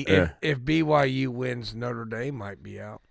There's a possibility. There's no chance. Ladies. All right. If Well, I they're just want, taking so that was the Notre question I had Dame of out Indiana, because Ohio. I somebody know won 1 an and extra 2, game. and the undefeated is different, but as a 2-loss Big 12 team in the Big 12 championship, if BYU's out, if they lose 2 games to Texas Tech, why wouldn't Texas Tech be out? Here's a better question. All these Mormons have all these kids. Why are they taking $75? I mean, BYU ought to just be able to fill up the stadium by themselves. It's a segue if I've ever heard one. That was. But I just don't understand. I mean, All these have you ever Mormons have all have these you ever met a kids. Mormon with less than 6 kids? I ain't met And one how, with how less are they than not? 5 How are wives. they not filling up that stadium? That's why I stopped at 5, Tom. If I had a 6, they told me I had to convert. Yeah, that's right. You ain't stopped yet. Texas Tech only loss was to Arizona State. So here's my argument. You know, you talk. So the Notre Dame people say we have better losses than Miami. I know where you're going with this. So if Texas Tech lost to an unranked team and BYU lost to a ranked team but they lost to Miami like Notre Dame lost to Miami, shouldn't BYU be ranked ahead of Texas Tech? That's the exact same argument that Notre Dame is using over Miami right now. Is it not? They're not listening. Texas Tech's loss is They're not as not- impressive as BYU's loss. Right. But BYU lost to Texas Tech. Correct. See what the committee does? This is so stupid. My loss is That better is- than your loss. That's what they're doing with Notre Dame, Miami. But then they'll be like, well, head-to-head, Texas Tech BYU. So I'm just telling you, the shenanigans are afoot. All right, more shenanigans. Let's go to the SEC. Georgia and Alabama. SEC expert Chip Carter. Not really, but we're going to start with him. Thanks. We're going to start with him. Bulldogs and Bama at the Mercedes-Benz Stadium, Atlanta, Georgia. Bulldogs favored by 1.5. Chip, who you got in this one? Who did Georgia lose to? I hate doing this, but I think I'm gonna lean Bama. I think I'm gonna pick Bama to win this thing, and I sure hope I'm wrong. Will? This is a game. Georgia lost to Bama. Always lose by to 3 Bama. in Bama. Yeah. Always, for some reason, they always lose to Bama. They lost SEC championship, they lost to Bama. They've already lost to Alabama this year. We just always said that. Like, Oh, for a sorry. I second. mean, I was looking at my phone. I'm sorry. Your ears stop working when you're reading. Apparently, yeah. I can't multitask, guys. Come on. Will? I'm gonna have to take Georgia on this one. I hope you're right. Tom. I don't know. I had faith in what's the guy's name in Alabama? Simpson, the really good quarterback. I had faith in him, and then the time I picked him, they got beat. I don't know, man. This is a tough matchup. Georgia won the first one. I think they'll win the second one. Let's go, Georgia. I'm going to go Bulldogs as well. Let's go Georgia Bulldogs. I'm not going to pick Alabama. Now, here's my question in this one. Oh, yes, sir. Uh-oh. This is a good question. Now, this is a good one. If Georgia loses, meaning they've lost twice to a team that's in the playoffs, do they deserve to be in that playoff? Because they've already proven they can't beat the 10th place team in the playoff. So is Georgia in or out, Tom, if they lose this game? In. Will? You know Georgia's not going there. Notre Dame's not going nowhere. Georgia's not going nowhere. Second place team in the SEC is not going to be out. Such hypocrisy. I'm not. We can't beat the 8th place team in the country twice, so we get to be in the playoffs. We should be in. All right. Watch them watch that happen, and then watch Georgia win the national championship. I think this is the problem with not having automatic qualifiers and why college Yes. football sucks to people like me. It's because every different scenario is a different argument depending on who the teams are. You need more objective parameters. You need more objective parameters. Like the champions are in, like Tom said. No, I screwed it up. I keep getting it mixed up because they played each other so many times. Alabama won the earlier matchup this year. Correct, by 3. Correct. Yeah. In Bama. Right. Okay, so Alabama's won the matchup. So I'll bring that up again later here in a second. Georgia would have 2 losses in both to Alabama. Correct. So I need to correct myself. Yeah. That's what I was saying. Should I'm they still be in or out? picking Georgia, but Do you think they should be out, though, of 2 losses to Alabama? Logic would say yes. Yeah, but But I know you don't like this. Are they? But you didn't say logically. You said are they? You could have, like in the NFC East, Philadelphia sweep Can't compare Dallas, that, Tom. and then, yes, I This can. This is the committee vote. This is guys sitting around a room choosing the teams in. This ain't the qualifications. But you're right saying, because Tom, there probably is one guy in that room saying exactly what you're saying. Yeah. Well, this is what they do in the NFL, and there's going to be a guy like me and like, we never done that before. We ain't never done that before. It's Notre Dame's getting in, the number 3 SEC team, and hopefully the number 4 SEC team, boys. That's what this meeting's about. Yeah. And then y'all figure out the rest when it should be those 9. And then I tell you what, SEC and Big Ten, y'all can have 3. I'll capitulate to you. But y'all got to tell us who they are. We're not voting on it. Y'all send them yourself. Y'all argue amongst yourselves. You coaches vote on it. Y'all figure it out. It's not our problem. It's not our issue. The You Big send it Ten's to us. only getting 2. Indiana, Ohio State, they're not getting another one. Well, one of them should be eliminated if they lose this game. Indiana, Ohio State favored by 3.5. This game's at the Indianapolis Colts Stadium, Lucas Oil Stadium in Indianapolis. So It started out as a 5.5 point spread. It's down to 3.5. So you know what gamblers are thinking. $561 for this ticket. That shouldn't be that. Dear Rodney, that's not going to be close. I think you. They're doing Mormons on those 2 teams. Indiana has a good chance to win this game. I think it will be close. Ohio State hasn't faced a team as good as Indiana, but Indiana hasn't faced as good a team as Ohio State. So it's. I think it's going to come down to Ohio State's a little bit better there. I mean, what's the kid's name at India? Surratt kid. He's really good. I think he's as good as anybody in the country. But Ohio State's got 2 of them. And I think that would be the difference. And, Indiana's got a really good running back, but Ohio State's got 3 of them. And I think maybe that will be the difference, that Ohio State's a little bit deeper.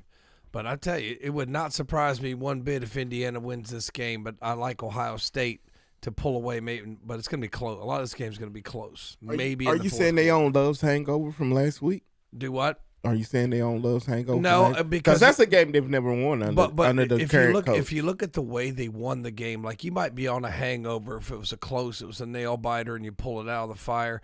Ohio State had like I can't remember, the 18 plays and 12-minute drive in the second half, where it's like, and what I've criticized Ohio State for is you can't line up and run football. Guess what they did against Michigan? They line up and run football. Well, I got a question as far as the committee is concerned, and I know they change it, like we said, based on everything. If crap, my line of thought I was thinking about Tom's response was going to be on Indiana on this one. I'll come back to you on that one. Oh, rankings. I'm looking at Indiana's schedule. It's got them listed as beating number 3 Oregon and number 9 Illinois on their schedule. Illinois is no longer ranked. So does the committee count that as a ranked win or not a ranked win? They have to count it as a ranked win because they was ranked at the time. But that just means that people were morons and wrong, though. Illinois is like a Washington. No. Pretty good, but not But my great. question You know is, what I mean? but my question is, in committee, like we just said, and people make that argument and agree with you. People like me will say, no, they beat a 3-7 Illinois team. That's not a number 9 team. The soft ranking. But does the committee actually count that? Like, hey, we actually beat the number 9 team, and they're 3-7, but they're not 3-7. But I'm just saying, for example, are they actually counting that as like the schedule showing they beat the number 9 team, and they don't have a vote in the AP poll right now? So what are they counting, or what are they not counting? Yeah. Now, if it's if it's an SEC at number 9 that you beat, that counts. But if you beat Carolina, ACC, it don't. That's just all the questions I'm asking. I need answers. Will, who you got in this one? I'm going to take Ohio State. Buckeyes over the Hoosiers. Sorry, Tom. That's 4 across the board. I think, like a lot of people, like you listen to some a lot of the guys, they act like, oh, I don't know if anybody can beat this Ohio State team. They do, they do a lot of things well, and they can beat you a lot of different ways. Like we can run the football, we can throw over the top. We've got a couple of tight ends. We've got a stable of running backs. Our defense is number 1 in the country. But I'm telling you, it don't take but one bad game. You know what I mean? You took the words right out of my mouth. It don't take but one bad game. Indiana's a good coach team. And Cignetti, even though, like, I've always harbored a resentment against him ever since he came out there. Purdue sucks, and so does Ohio State. I mean, what professional coach talks like that? Every professional coach. No, they don't. No, they don't. Professional coach. Not, every time somebody takes over another. No, not in public, Will. You say that in the locker room. You don't say that in public. That stuff on their media you day say when something. they go. When these hoes go to the next school, they always talk about the school's rival and say that they're gonna beat the rival. No, but that's different. When Jim Tressel took over Ohio State, he said, we will beat Michigan. Okay, that's one thing. If you say Michigan sucks, that's something different. It's the same thing. It's disrespect. That's different. It's the same thing. You just saying it different. As far as the coaches go, it's not what kind of lesson did Lane Kiffin teach his players and people and fans of Mississippi? Go to the money. Where my team is better than this team. We're in this. We could be in the playoffs.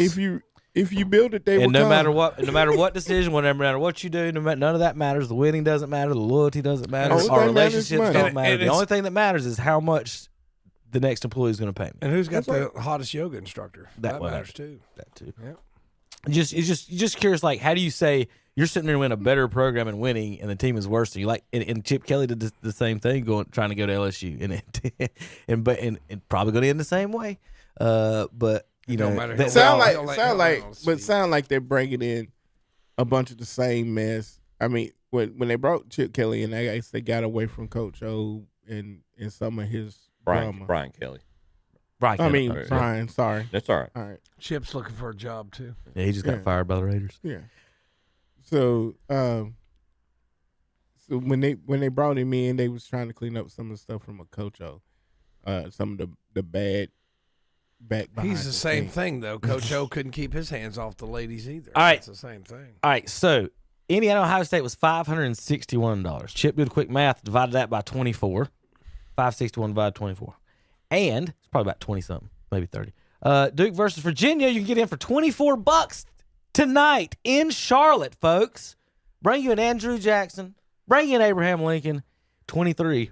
You can buy 23 tickets. 23 tickets at the ACC game for the same price as you can buy the Indiana Ohio State game. Take your class, Will. Take your kindergarten class to the ACC championship game day for the same price as you can get one ticket to the Indiana Ohio State game. Who want to be up under that kind of pressure?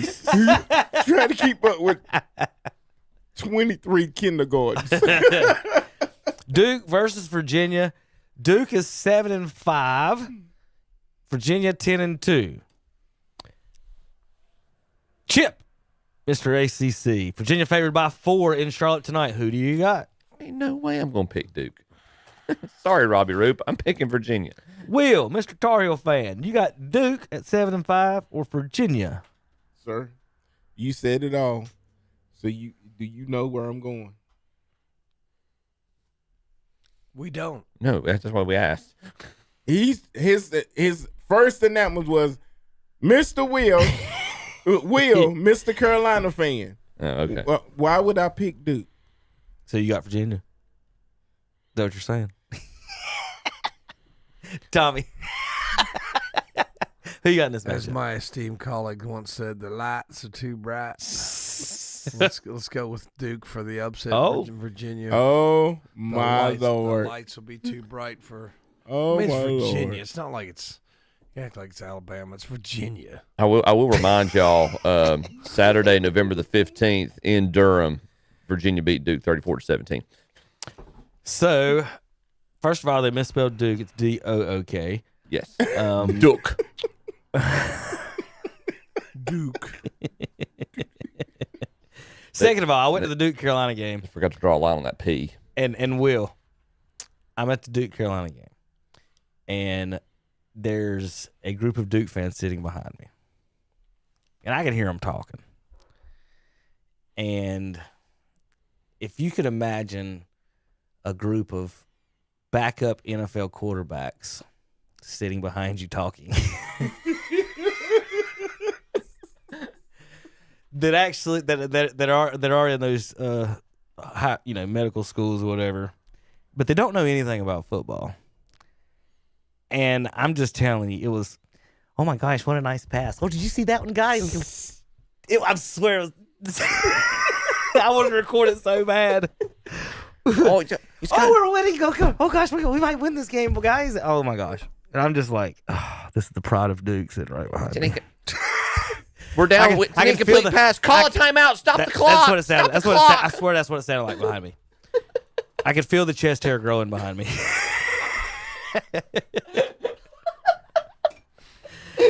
But I'm just saying. You just describe every Duke fan that I can imagine. Just like Robbie Root. I love you, Robbie. I just set that up just for that. I'm going Virginia Cavaliers, not picking the Blue Devils, but it was a no. I would have loved. Do they play football in the state? College football in the state anywhere else but Duke? I would love to sit there and watch the Duke game with Robbie. He's fun to watch, talk football with, and RJ and all. But these dorks sitting behind me, their pocket protectors were falling out when they bent over. all levity aside, I think this is why, and the Big Ten got rid of it. Don't have divisions. Yeah. Because if you have a strong division and a weak division, this is what you get. Yeah. Correct. And you reap what you say. We all know this should be Miami playing in this game with a chance to go. But now, if Duke wins, is Miami in? No. Will. No way. Now, if Virginia wins, is Miami in? No. Possibly. I'd put him in over Notre Dame just because Notre Dame is an embarrassment to college football. With that said, do we have any more games to actually pick, or is that the only game? That's it. Nobody's playing any fun. Wait a minute, hold on. That's just top 25. Let me do all of FBS. We might have some. Yeah, we got more. Got the MAC. We need 7 more if we're MAC Championship. Miami at Western Michigan. We're gonna do every game on the list probably. 1.5 point favorites, Tommy. We're looking at ourselves. I know. I'm working on it. All right. Was it just magical? I'm sorry. I can't just speak into the microphone, and Miami of Ohio and Western Michigan might pop up on my. I guess it could be in the future. It's 1.5. Ohio didn't make the championship game, huh? No, so your quality win doesn't count now. Hey, $18, man. $18. Where is that? Ford Field? That's Detroit. inside. Yes. Well, if you don't get murdered on your way to the stadium, I'm sure it's a good game. He ain't lying. I've been to the stadium. It's nice. It's nice. Inside. Yes, the stadium is nice. Get in as quickly as you can. I'd say let's go with Miami. Well, no, Ben Roethlisberger went to Miami, and I got to pick Ben Roethlisberger or Michigan team. Yeah. Yep. Pretty much. Let's go Western Michigan. The game's in Detroit. Surely you'll win at home, won't you? Chip, who you got? I got Western Michigan. Hopefully the home team can win this. Will. Miami of Ohio. I always like saying that name. Miami of Ohio. Lou Holtz coached there. He did. Mm-hmm. Give me Miami.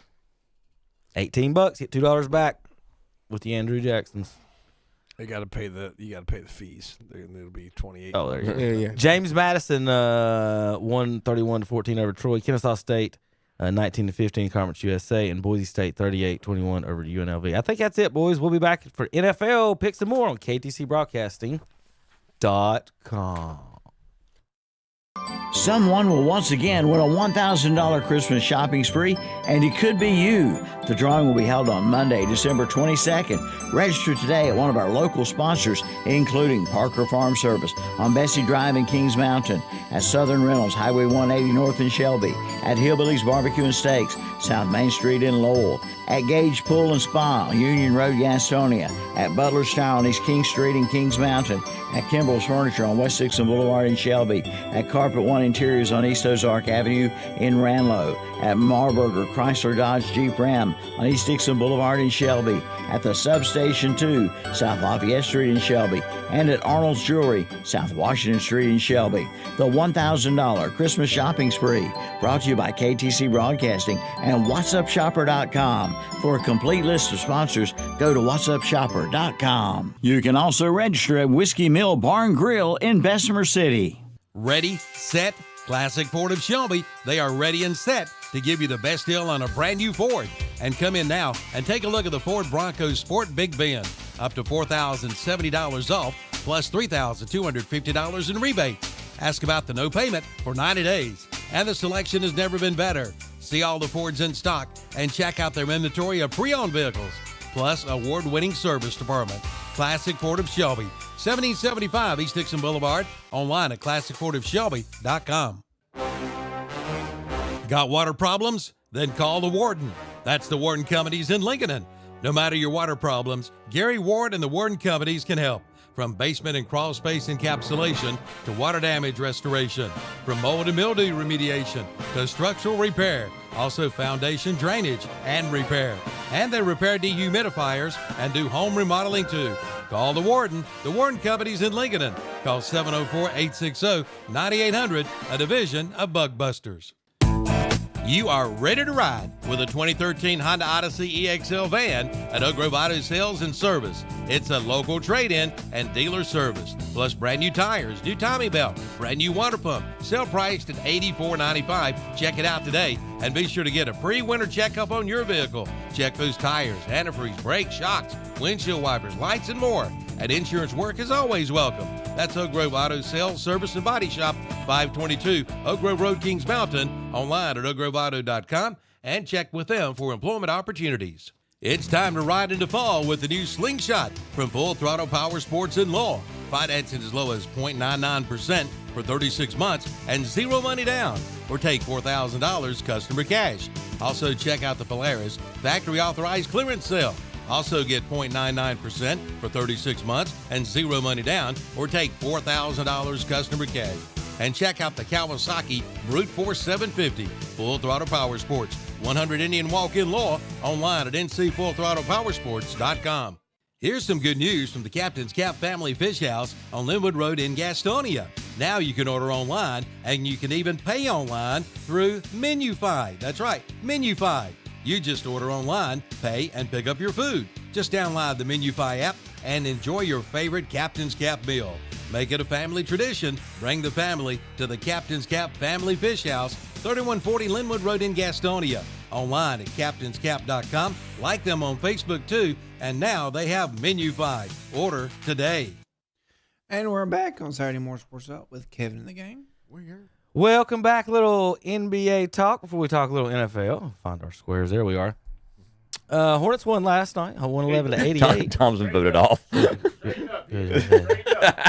Tom will get back to us in a minute. NBA stat leaders: Luka's leading the NBA in scoring at 35, Shea at 32, Maxey 31, and Donovan Mitchell, the only other player in the NBA at 30. So, Will, the teams are scoring more than ever before.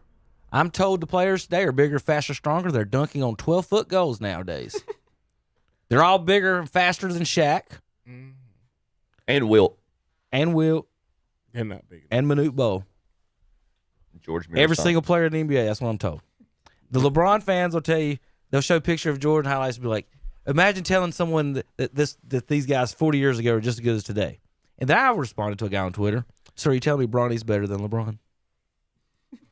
Got like 40 likes, everybody in it. He didn't respond back to me. So that's the argument they like to make, just because someone played 20 years. Like Muhammad Ali wouldn't whoop your butt because you were born 20 years later. Chip, you going to kick Muhammad Ali's?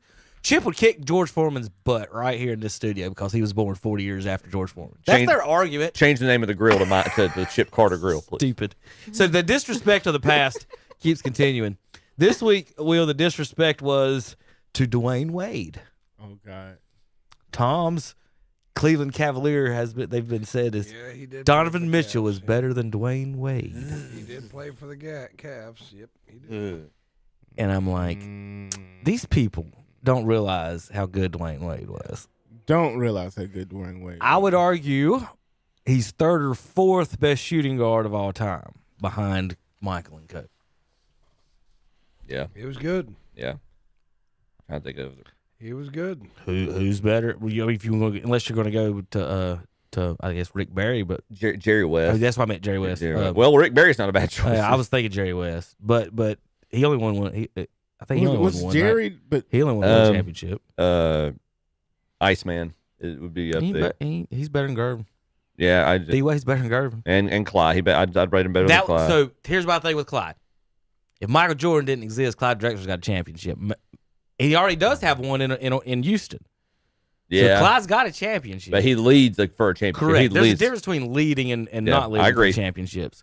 So that's my thing with Clyde. That's why I said 3 or 4. That's who I was thinking when I was thinking 4. Is that and these boys today, they don't even know what a Clyde the Glide Drexler is. They have not even seen. They don't even know what a Dominique Wilkins is, who averaged 27 in his career. Can I make a random sidebar here? Yeah. You brought it because you brought up Neek. With all due respect to Chris Mullin,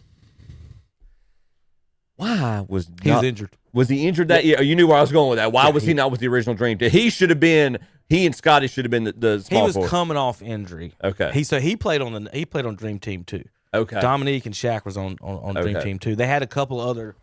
There's Dream Team 2 right there. Yeah. They had a couple others crossovers from 1. Barkley led actually Dream Team 1 and 2 in scoring, and that's something that I think people should talk about more than a lot when they talk about him. He was the actually leading scorer on the Dream Teams 1 and 2. Barkley with Jordan on the court. I'm just saying with Magic and Barry.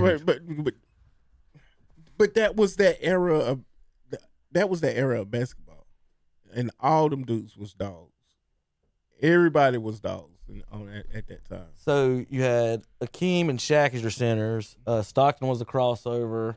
Pippen was a crossover from Dream Team 1. Olajuwon was not.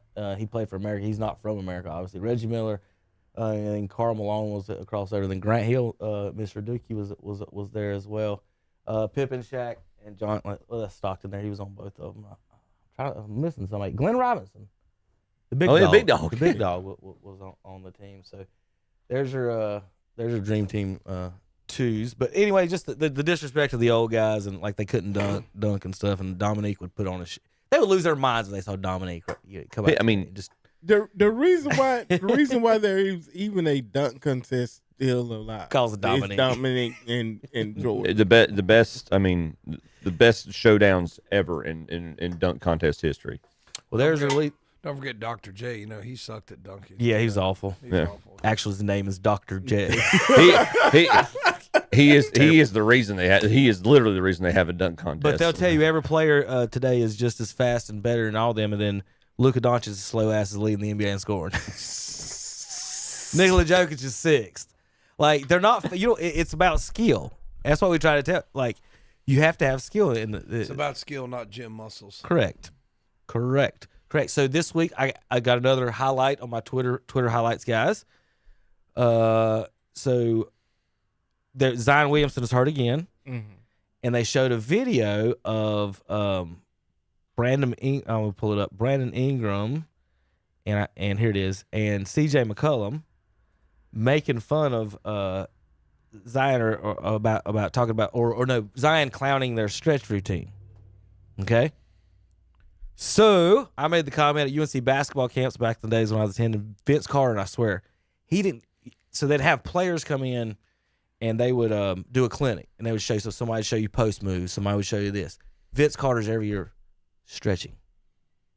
100%. Vince Carter would come in there and talk to the kids about stretching, and he was showing everybody a stretch routine, and you just sit there and think, well, maybe the guy that's jumping out of the gym might be onto something here about this stretch routine. Then he plays 22 years in the league. Yep. Yeah. So they're making fun of him. I comment at UNC basketball camps. Mr. Vince Carter used to preach about his stretching routines. There's a reason he played as long as he did. Chip, you want to see my likes? Please. I'll see where it says it. Oh, I can't find it. Can I like it and it pop up? I like my own and it didn't show up. Dang it. Well, believe it or not, I don't know why I can't show it on there. Mr. Vince Carter himself that I tagged him liked that tweet. Oh, nice. So Vince agrees with me on his stretching routines. Will and Zion should stretch more. So I got a like from Vince Carter on that Zion needs to get stretching. Zion knows better. He's got that great Duke education. Correct. He should. You know, because nobody taught him how to touch his toes in Durham. Sir, hey, don't do that. Don't do that to Duke. He didn't play but 1 year. It's like Kyrie Irving. He's got a good Duke education, man. 13 years. They've both got great Duke educations, man. That's why they're Kyrie so smart. got a great Duke education. That's why they're so smart. Zion did not. McCollum has averaged 62 per games in his 13 years, and they're acting like that's a good thing. That's what that tweet's reading. McCollum stretching. He stretches so good. Will he plays three quarters of the year? These dudes are getting paid. I think it was Jordan that he was talking about it a couple of them. Yes. About like, and we would make this point when Terry was alive all the time, is that when you're paying the backup guy who's supposed to dive on the ball $10 million, you're not going to get a lot of hustle plays, and you're going to get this. And this is people sitting out. And this is the sentimentalist mentality. But Jordan talks about this too. He talks about it in The Last Dance. You're with what he's doing, or what making sure he was playing every game. He understood people were coming to watch him play. Correct. My always thing was, it's so self-absorbed of these guys to not care about the fans. There was a point where David Robinson was my second favorite player, and the Spurs were the ones that started all this sitting out thing. Thanks, Pop. And for the folks that don't know the way the NBA schedule works, Eastern and Western Conference only play each other twice, one home, one away. You play in conference 2 home, 2 away, except for the teams in your division. So that's how the schedule works. So you only get to see David Robinson come once. You only see Akeem Olajuwon come once. Barkley in the West come once. Kobe in the West come once. So for the folks, the folks online will argue that the home fans deserve for you to be there every day. But when you play 41 games, they can come see one of 41. You got 41 chances to come see you. And Mike, like Michael used to say, when I come to Charlotte, the whole state of North Carolina is watching me. Right. I'm going to play. And Robinson wouldn't a lot of times because they would set him and then he would play a couple nights. I don't know. It took me 7 or 8 years of David Robinson being in the league before I ever actually got to see him play. And we've talked about this too, but that's a difference in the mentality of the modern athlete, even at that level. You're talking about the greatest of all time, still having the wherewithal to understand that the game's bigger than even he is, and being appreciative of the fans spending their money, taking the time and the effort to come watch him perform, and he's trying to respect and honor that. Last segment, we talked about people having whole mentalities. This is what you get when you laundry the league out to a whole mentality player. There's no loyalty between the players and the teams. The players to the teams, and there's no loyalty from the teams to the players. I am so glad you said that, Will. So Chris Paul this week was cut, and the players are coming out. All these players are coming out saying, well, they should treat him better. A great veteran should be treated by one of your organizations like that. And then what you just said. How many times you got to change organizations before nobody likes you anymore, or nobody wants you in their place? If you're LeBron James, where's his statue going? Yeah, no kidding. Yeah. You left Cleveland twice. Are y'all putting up a statue for him, Tom? I wouldn't. In Miami, Wade's got a statue. Jordan has his number retired in Miami. Is he getting a statue after leaving them? Is he getting a statue in L.A. for winning in Disney World and never winning? He's never played a finals game in Los Angeles. He played in Disney World. He did not play a single game in L.A. So where's his statue going? They were talking about Durant getting a statue. Ain't never putting up a Durant statue anywhere. Where? So where are these guys change? You change teams. You voluntarily change teams 4 times. You're not getting a statue. Philadelphia's not putting up a Barkley statue. No. Phoenix hadn't. And he took him to the finals. But that was it. And he took him to the finals. That's what I'm saying. Philadelphia and Phoenix. Well, Houston. But I'm saying, Houston. So who? These guys think they're getting statues. They ain't getting statues. LeBron will campaign behind the scenes to get statues in multiple places. You think they'll put some little bitty ones up in the entryway? You get to rub little LeBron when you go in. Just put a statue of LeBron up. Might as well. But seriously, Tom, unless he comes back this year, next year, and wins the championship in Cleveland, are y'all putting up a statue for him? I mean, if I'm deciding no, he's not. I mean, you just kind of tore their hearts out twice, right? Right. No. He did at least get him a championship. I'll hear the argument after once. Say, I'll hear the argument. Tom's right though. I'll hear the argument after once. You don't divorce twice and then put a picture on the wall. It's kind of like, are you texting your old girlfriend from high school that broke up with you before the prom? Twice. And then broke up with you again before, like, I don't know, like once before the prom and once before, I don't know, homecoming. I don't know, just whatever your analogy is. She left twice, but you're still gonna have her picture up in your house. She did get you your dream job though before she left the second time. I was finna say, but she gave you your favorite child. In high school? She gave you your favorite child. I mean, seriously, I don't have favorites. I do not care, man. He tore your heart out twice. You lied. Okay, I'm gonna go. Like Tom said, statue of I'm gonna go online and ask the women online. Be like, how many of y'all's ex-husbands who you gave a favorite child do you have a statue in your house? House of Steel. That was probably a bad analogy. Okay. It was bad. That was horrible. Maybe the dream job might be a better analogy. That was terrible. We had really Are you crazy? That's crazy. We had really good intimacy, but she cleaned out my bank account. Real intimacy. Her picture's not going to be up in my house. She's got a good personality. Right now, Charlotte. She could work the room. Right now, Charlotte's the 12 seed. If you're not surprised. That's high for them. Tom, your Cavs are in the 8th right now, 14-10. They're not as good. So you saying we have a chance? I mean, the Hornets beat the 3rd seed Raptors right now last night, but NBA, the Raptors might not have played half their team against us. It's so funny. Like if you listen to the news, like I was listening, he goes, LaMelo Ball almost had a triple-double. I mean, like he didn't have a triple-double. Why do we say he almost had a triple-double? He had 36 just say points. He had a double-double. Just say he had 36 points. Yeah. He almost had a triple-double, and he had like 8 rebounds and 7 assists. That's not almost a triple-double. Oh, he didn't even have a double-double. Guys, this don't happen. Exactly. Guys, this don't happen much, but now that the NBA has, expanded almost every team in the playoffs now, we actually have 1, 2, 3 teams out west with losing records that would be in the play-in right now with Golden State, Grizzlies, and Portland, and then Durant's Phoenix Suns, they're 13-10. His team's now 15-5 in second place in the West. Oklahoma City's 22-1. Correct. The one loss is a 2-point loss at Portland. Correct. They're all playing for second place. That's crazy. But what's the best record in the East? Who's the best? Detroit 18-5. Then the Knicks, Raptors, Magic, and Celtics. All right, folks. Any other questions, comments on the NBA, guys? Before we got NFL. Wemby's been hurt. Wemby hadn't played since November 14th. Little bit small frame, you got to put some meat on. If Oklahoma City stays healthy, is the entire league playing for second at this point? Wemby's gonna have a 5-year career, dude. All right, you gotta go back to the old school versus new school. Michael came in, he got pushed around, got banged up. He went out on the off season. He beefed up his body. He added muscle to his body. It's just you hard can't for play on those small frames. It's just hard for a 7'7" guy to beef up. You have to eat like 5,000 calories a day or something. I don't know what he has to do. It don't look hard for Jokic to put.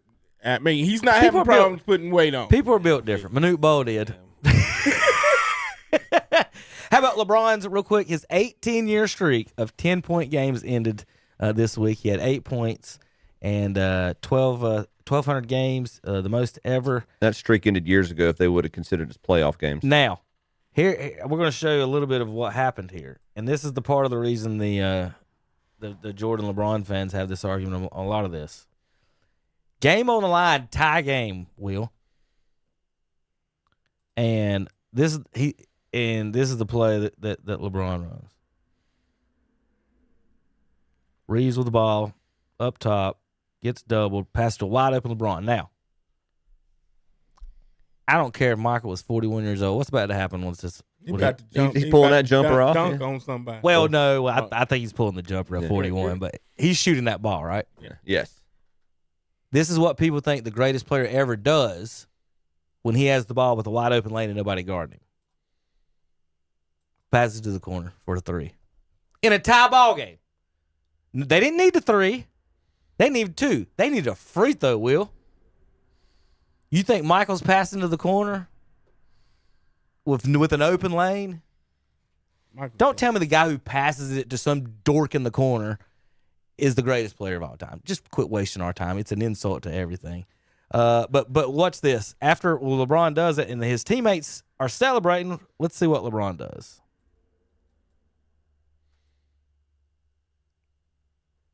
Nowhere near his teammates while they're in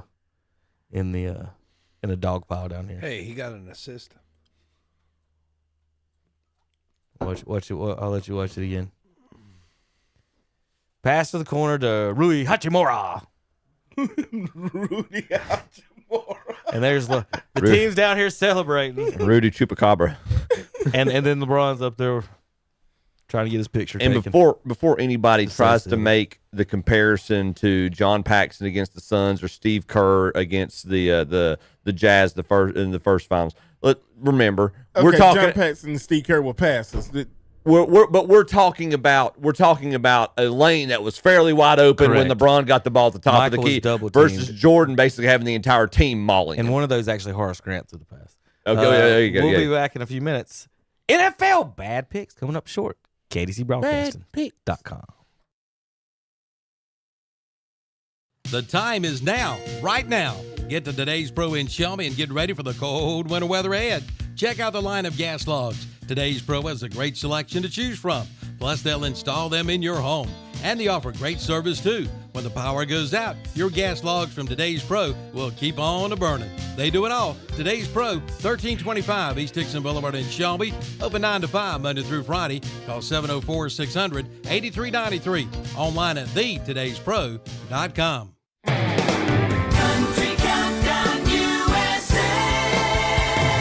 I'm Lon Helton, inviting you to join me as I count down the week's top 30 with my co-host, who just won 3 CMA awards, Riley Green. It's been a great year, and you never know you're going to have a song that's a viral hit like that really just has such a big moment and so quickly. That's Riley Green this week on Country Countdown USA. Wednesday at 1 p.m. on WCSL 92.9 FM, 1590 AM, and KTCBroadcasting.com. Today's game is being brought to you in part by the law firm of Ted A. Grieve and Associates, personal injury lawyer. Ted is dedicated to providing professional and personalized service to every client. Their clients are assisted by highly trained staff members, which enhances the professionalism to their entire team. From auto accidents to workman's comp to Social Security disability claims, call on Ted A. Grieve, personal injury lawyer. Office is located in Shelby at 522 East Dixon Boulevard. Like them on Facebook, too. Grizzly the Greeter at Blessed Buildings and Tiny Homes in Cherryville says hurry in now for some great discounts. All in-stock playhouses now half price just in time for Christmas. Dog kennels, 15% off. Studios, 15% off.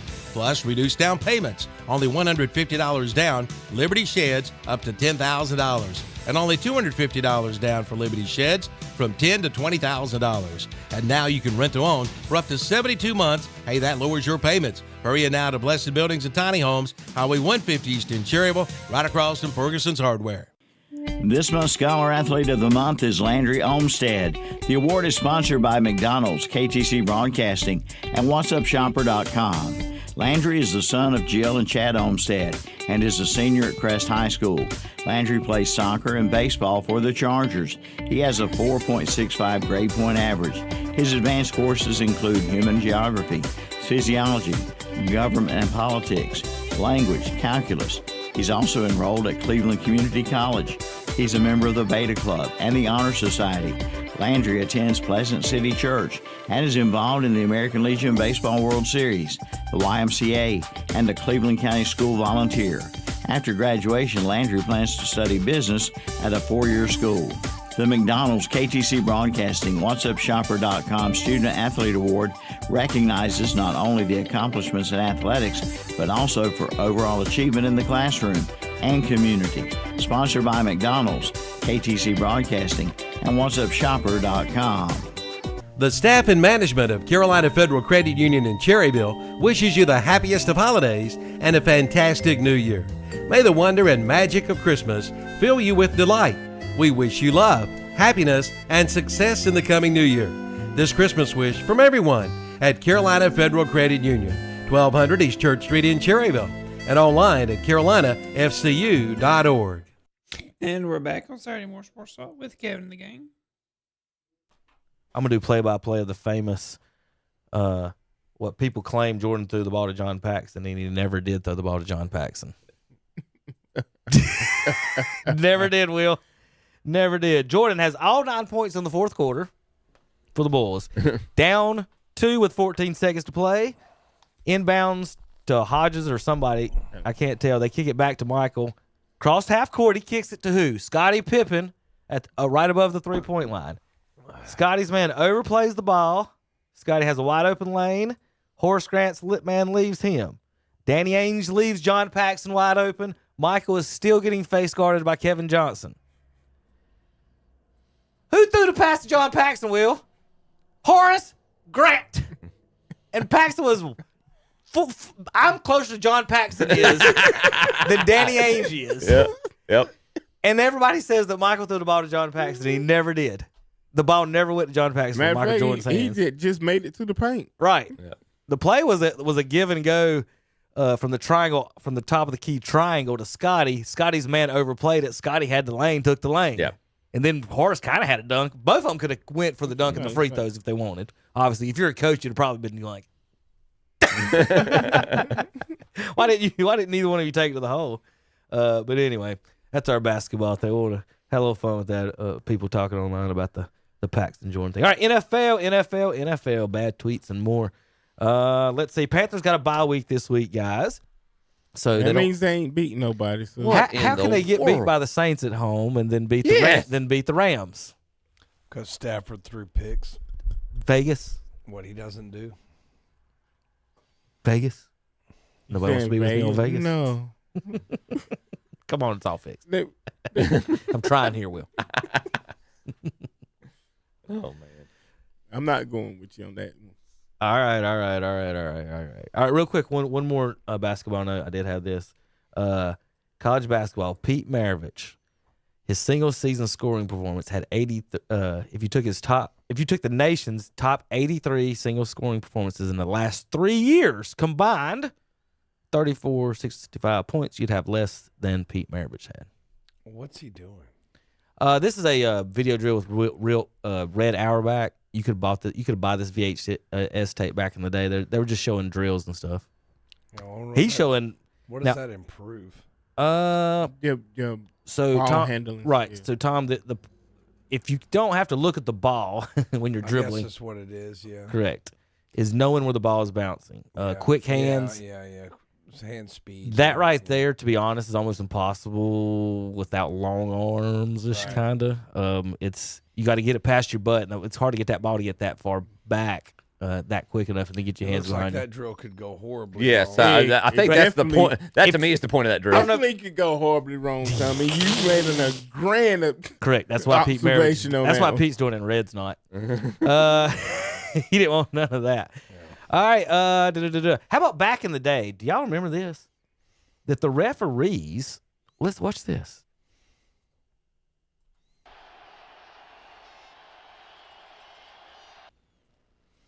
Ah.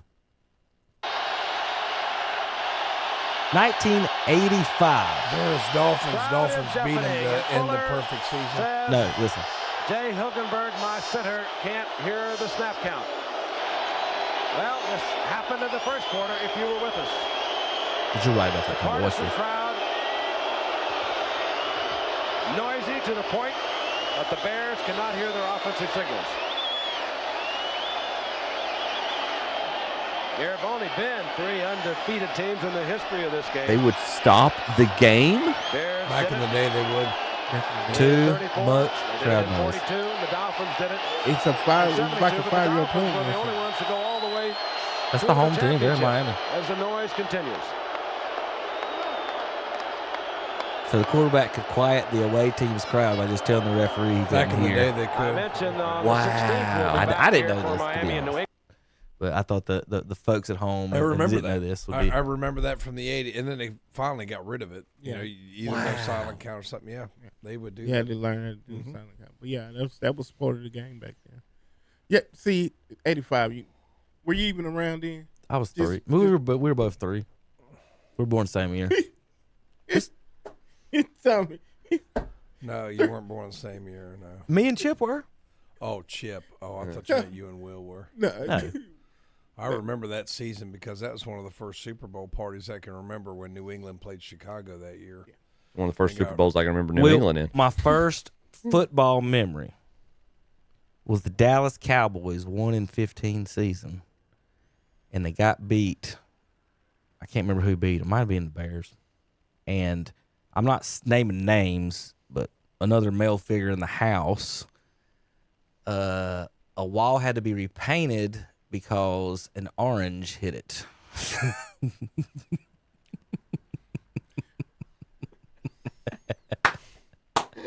I know that other male figure in the house who will remain nameless. Oh, but just saying, I have seen an orange hit a wall before. That's one of my first memories of football. Herschel and Ed Too Tall Jones were my favorite players. I quit the Cowboys twice. Once when they traded Herschel, and then the second time when they started a rookie in Lambeau against Aaron Rodgers. They're not going to build a statue of Kevin at Texas. He left him twice. Jerry Jones hasn't called me yet to ask for me to come back and buy some more T-shirts from him. All right, Panthers. Are they going to the Super Bowl? Tom, yes or no? No. Will? No. Chip? No. I disagree. Oh my Lord! Here we. I'm so sick of this whole theory. This thing has been playing Kevin's TikTok. great at finding these. Though. In 2003, Ohio State won the national championship, and the Panthers had a losing record. The Panthers opened the next season against the Jacksonville Jaguars, and J-Lo divorces Chris Judd. Then the Panthers make the Super Bowl. In 2015, 14-15 Ohio State national champions. Panthers losing record. Panthers open with the Jacksonville Jaguars. Then J-Lo gets another divorce to Mark Anthony. Lo and behold, the Panthers make the Super Bowl. Cam Newton fumbles his own and gets scared, don't jump on it. But it's 2024-25 now. Ohio State undefeated on pace to win a national championship. Lord. The Panthers, who do they open with this year, Chip? Jacksonville. Tom, did J-Lo get another divorce? Apparently so. Ben Affleck is now a Panthers fan. The Panthers, according to the stars in the sky. Shoot me now. The astrology. The Panthers, crank it up. Stand and cheer for them, Will. Stand and cheer for the Panthers. Tom wants them to go to the Super Bowl. That means Ohio State's about to win it. Yeah. So Tom is pulling for the Panthers now. Yeah. That theory is gone now. Ohio State already won the national championship. They have not. They have not yet. I'm telling you, man, that Texas Tech team is good. I can't believe just because of that, y'all don't think the Panthers are going to win the championship. Y'all are just silly. All right. Speaking of activities, I'll just let him speak for himself. How about this? Let's go. Oh, no. I see why he got punched in the. He's a hoe, and I want that known. Like, I see why he got punched in the nuts. Because that's some, like, he says some things that you should not say to another man ever. But, like, I don't respect it because you say that, then run behind your O-line. That's some real soft shit, and I want that. All right, but that's the end of that. All right, Shelby Harris for the Browns, Tom, talking about Jawan Jennings, who got punched in the manhood, Chris Paul style, last week. So somebody punched him. Not him. He's just calling Jennings that because Jennings had previously punched someone else in the manhood, but he was just saying things you don't say to another man on a football field. So that's why he was calling him that. He was calling him a Lane Kiffin. There's plenty of guys that run their mouth and then hide behind other people. They just do that. The funniest thing, Will, I get Tom doing is people talking just like on the football field. Ain't done nothing all day, and then you get the same dude just yapping all day. I hate that guy. Like, man, you suck so bad. You ain't got a pass. You ain't block nobody. How about Josh Allen? Now has 19 more career rushing touchdowns than O.J. Simpson did. 19. He still trails him by 2 murders. If you think O.J. committed those murders, you stupidly wrong. That was the Norm Macdonald joke from back in the day. It was about, I think it was like Otis Anderson or somebody like that, or some running back. No, it was about Thurman. It was a Thurman Thomas joke. When he passed OJ, it was Thurman Thomas now passed OJ. He's still down behind him 2 murders. I miss old Norm. I do too. He's probably the greatest, baby. He's good. He's a good weekend update. Make the argument. All right. Let's go to see if I got any more. There's I think that's it. All right, we're gonna take a break. When we come back, it's Bad Picks time on NFL Style on KDCBroadcasting.com. Santa has brought not one, but two big truck sleighs of scratch and dent appliances to Hendrick Appliance and Mattress Center in Shelby. And with a wiggle of his nose, they were unloaded and priced to sell in their big showroom. Appliances by GE and Samsung. All appliances, refrigerators, washers, dryers, freezers, ranges, and more. And get a full 1-year factory warranty, too. Check them out today at Hendrick Appliance and Mattress Center, 1241 East Dixon Boulevard in Shelby, on the right going down, on the left coming up. Leaf season is here, and Boyd's Tire and Appliance and Boyd's Lawn and Garden in Clover are ready. You'll find all kinds of blowers by Echo and Steel, handheld and backpack blowers, gas and battery-powered blowers, and mulching mowers too. Make leaf season easy this year with a trip to Boyd Tire and Appliance in Clover, featuring famous Gravely and John Deere mowers, along with a complete parts and service department. And coming soon, a new shipment of John Deere toys for Christmas. Boyd's Tire and Appliance and Boyd's Lawn and Garden, both at 124 South Congress Street in downtown Clover, online at boydtire.net. 10,000 square feet of fun. We're talking about Nuggets Power Sports in Gastonia. Go-karts, dirt bikes, ATVs, and more. Golf carts, scooters, mini bikes, too. And listen up. Mention this radio ad with your purchase. Get a free helmet. That's a $100 value. They are your authorized Trailmaster and Supermoc dealer. You can lay away with 0% interest and no credit check. Financing is available. Remember, cash is king at Nuggets Power Sports. 5001 South York Highway 321 South in Gastonia. Like them on Facebook, too. Just in time for Christmas, McGinnis Furniture in downtown Cherryville is having a gigantic sale on recliners. Over 65 recliners are in stock, various styles, colors, and fabric, and prices now starting at $269. That's right, only $269. Come see for yourself. While there, check out their full line of beautiful furniture for the home, along with great selection of accessories. Get your new recliner now starting at $269. McGinnis Furniture, 303 East Main Street in downtown Cherryville. Online at McGinnisFurniture.com. Like them on Facebook, too. It's a year-end blowout sale on Spartan zero-turn mowers at Tri-City Outdoor Power Equipment in Forest City. Now save up to $7,000 off MSRP on the remaining Spartan zero-turn mowers. Also, year-end sale prices on Bobcat tractors, excavators, track loaders, and more. And remember, with every mower purchase, your name will be entered to win $5,000 during the year-end blowout sale at Tri-City Outdoor Power Equipment, 221 Daniel Road, Forest City. Tyndall Ford in Gastonia announces their year-end blowout clearance sale. Come in and ask about 0% financing for 60 months on most new Ford vehicles, plus 0 down payment and 0 payments up to 90 days. And check out the great financing deals on the Ford F-150 trucks. And only 2 2024 RTR Mustangs are left. You save thousands of dollars. Come on in during the year-end blowout clearance sale. That's Tyndall Ford, 1901 East Franklin Boulevard in Gastonia. Online at TyndallFord.com. And we're back on Saturday Morning Sports Talk. I believe they're doing NFL bad picks now.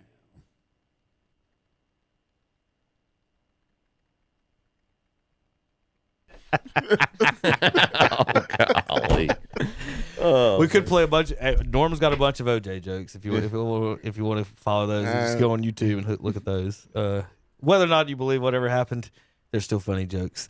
All right, NFL Chip, how did we do? Bad picks. Looking at the NFL, we had a pretty darn good week all around last week, guys. Kevin and Will were 8-4. I was 9-3. Tommy, great week, 10-2. That's right. 10-2 last week. So for the season, we've got Will, Terry, Zach, and friends is 104-75.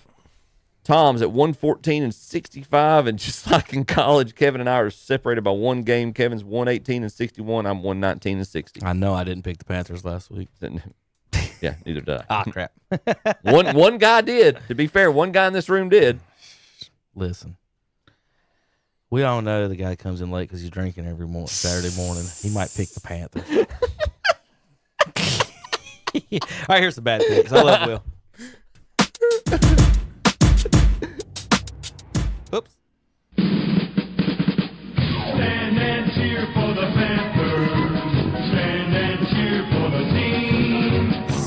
afternoon.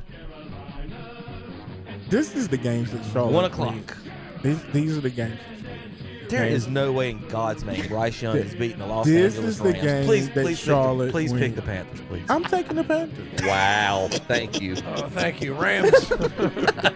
Rams by 20. There's no way we all end up on bad picks next week, right? There's no way. Rams. Panthers defense is like 13th in the NFL, right behind Cleveland, giving up 22 a game. Panthers aren't bad. Rams for us. Well, cancel the Rams. God blesses the Panthers with a 31-28 win over LA. Bad picks. Oh my goodness. This is going to be a slobber knocker. 425. Will, who you got this one? I'm going to take the Steelers. The Bills circle the wagons around Will's ex-boyfriend with a 26-7 win in Pittsburgh. Bad picks. You boys are so wrong on this one. Shador and that defense, baby, Myles Garrett. I hope you're right. They're going to stomp the 49ers. You could very easily be right. Yeah. And they're going to win this ball game, boys. Give me the Brownies. The boys were right. Santa Clara wins 26-8 in Cleveland. Bad picks. Jonathan Taylor and the Colts. Will. This is the NFC South battle. Colts at home, right? Mm-hmm. I'm gonna take Colts. Tommy. Colts at home. The Houston Texans are no longer the number one defense in the NFL. My Los Angeles Rams. Now taking the mantle. 16-3 game. When did they become your Los Angeles? He's picked into the preseason. All your Browns glory. I got the Colts bouncing back with a win in this one. Dangerous for across the board. I know. I pick Texas every game. I'm 6-5 picking them. The pride of Texas makes you all four losers across the board with a 20-16 win over Indiana Jones. Bad picks. I mean, Dolphins at home against New Orleans. If the folks in hell tune right in, you get to see whatever this is. Miami favored by 5.5. Will, who you got? I'm gonna take the Saints. Ooh. The Dolphins welcome the Saints to Miami with a 21-17 win. Almost. That was close. Bad picks. Falcons at the Jets. Same time in hell, you just flip over, hit the preview channel. True. I'm gonna take the Falcons. Tyrod Taylor starting today for the Jets, by the way. Oh shoot! I should have took the Jets. No. You got Kirk Cousins and Tyrod Taylor there, Chip. Give me my main man, Kurt. Cousins does it again. Cousins is now the all-time NFL leader in losses played in hell. Jets win 27-24 over the Dirty Birds. You get that stat? Those are some bad picks. She said Cousins is now the all-time leader in wins in games played in hell. Get it? Because we always have a game and matchup in hell, and he's usually in it. Over the years, he's been in a lot of those. Yeah. He has. Yeah. He has. And Cleveland. Every time he plays one of those backups, he's in that game in hell. He's all-time loser. Did he win? I think his last injury finished him off. Well, Will, I'm saying he's played so many games in hell. He's like Vinny Testaverde. He's got so many. He's won a couple. Not everybody's played that. It's like home field for him now. It's like home field. It's just. Just the term Vinny Testaverde is hilarious. The pride of Cleveland. He might be their all-time best quarterback. Right, Tom? Hell, he's the only one. Is Vinny the all-time best quarterback? No. Brian Sipe won MVP for the Cleveland Browns at quarterback. And who? Brian Sipe, 1980 MVP Cleveland Browns. You don't remember him? I'll get you a jersey for Christmas if you want one.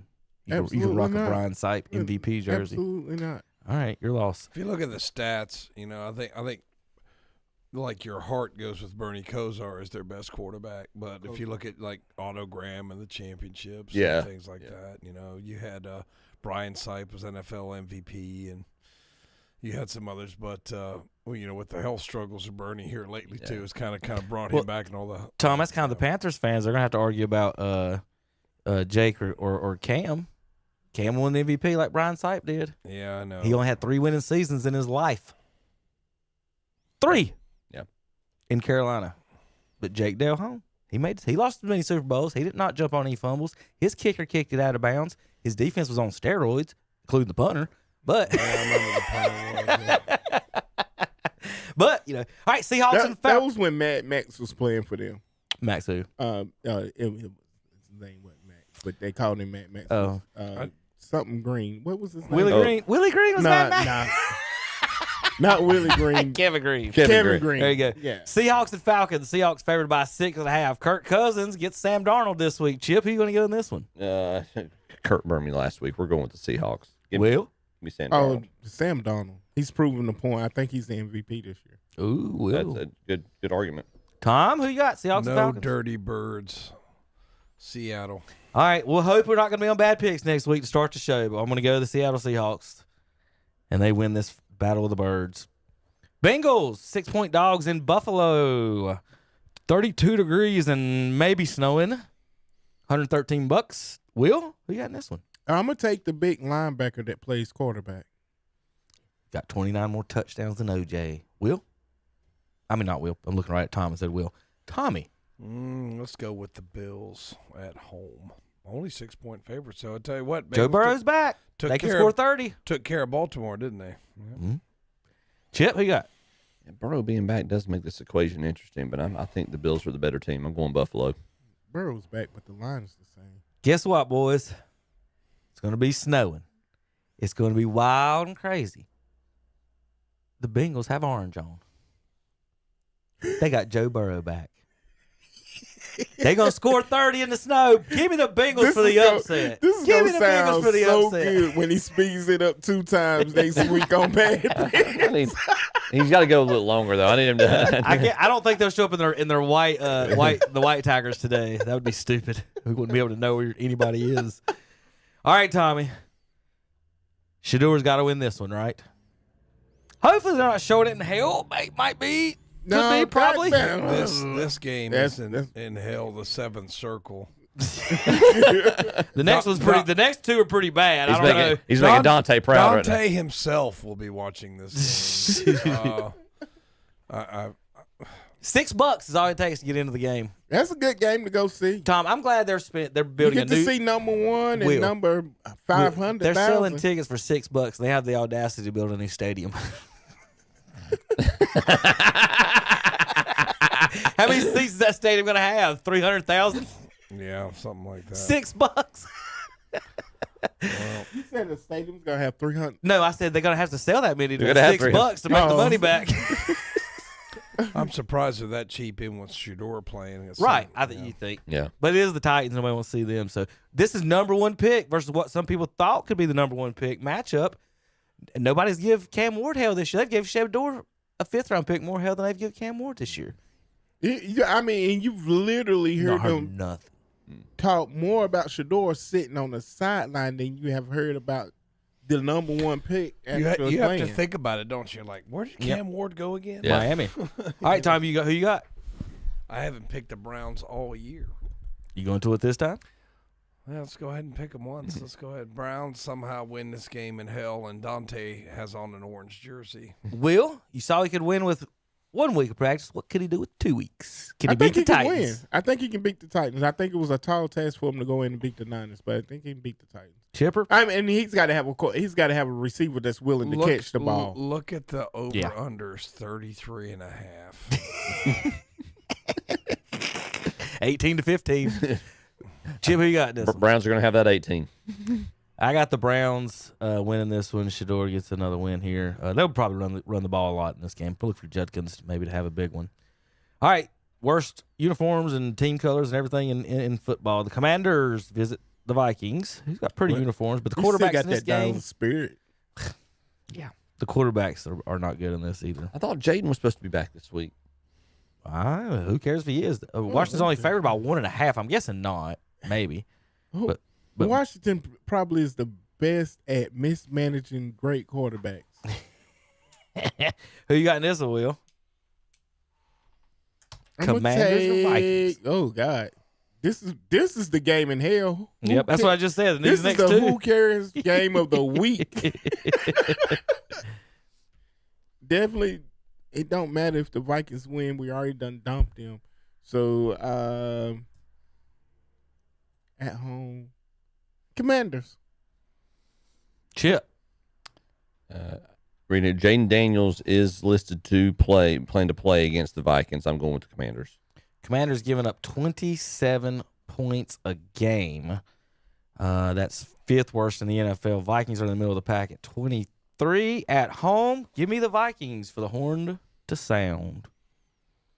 Do I get to pick? Yep. Washington.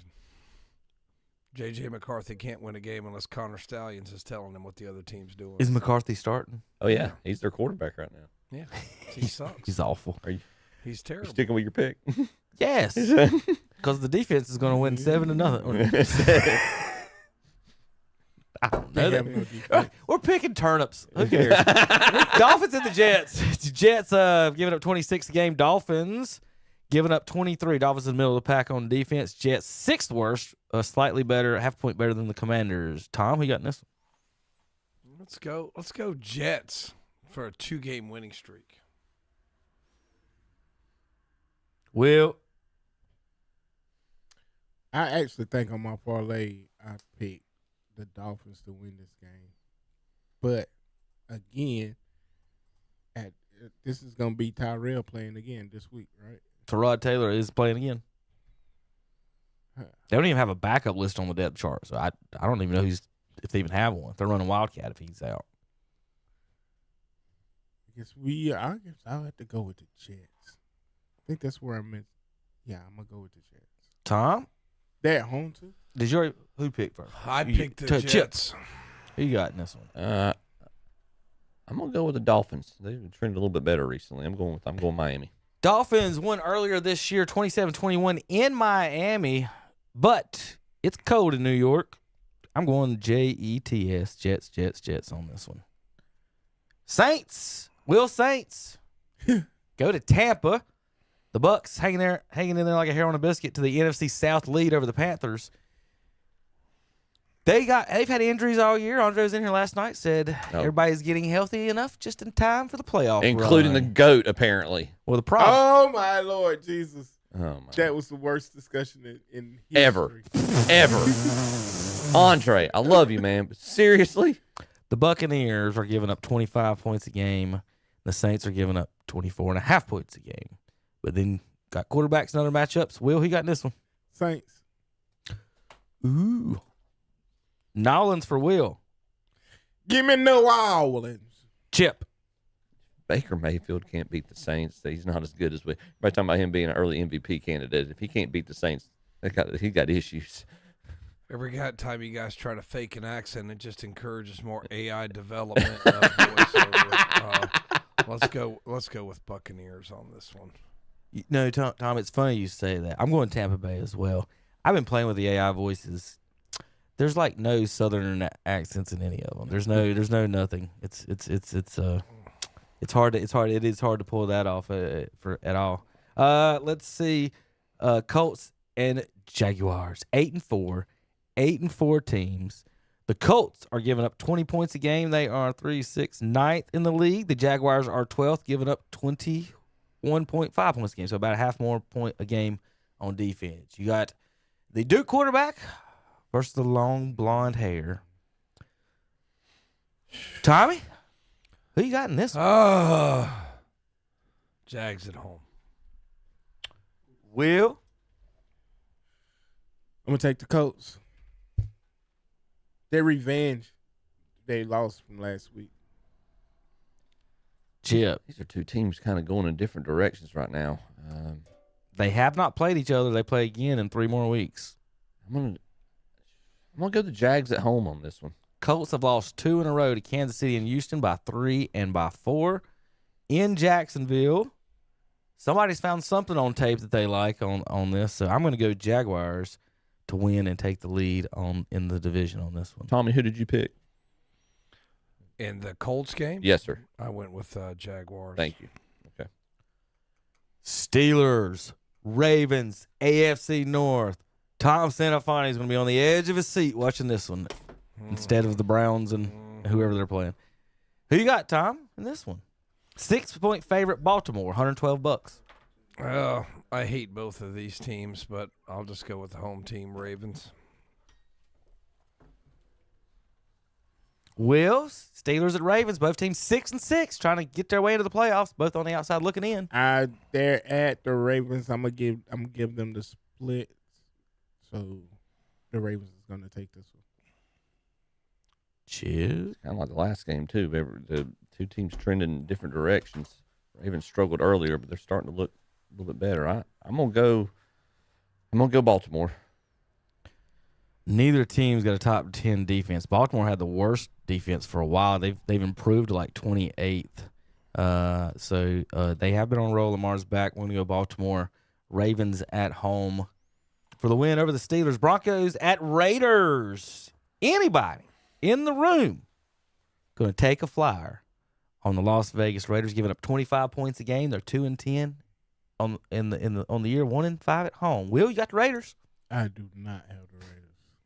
You going to pick the Broncos then? I got the Broncos. Tom? Broncos. Broncos got the 5th best defense in the NFL. Chip? Yeah, give me John Elway.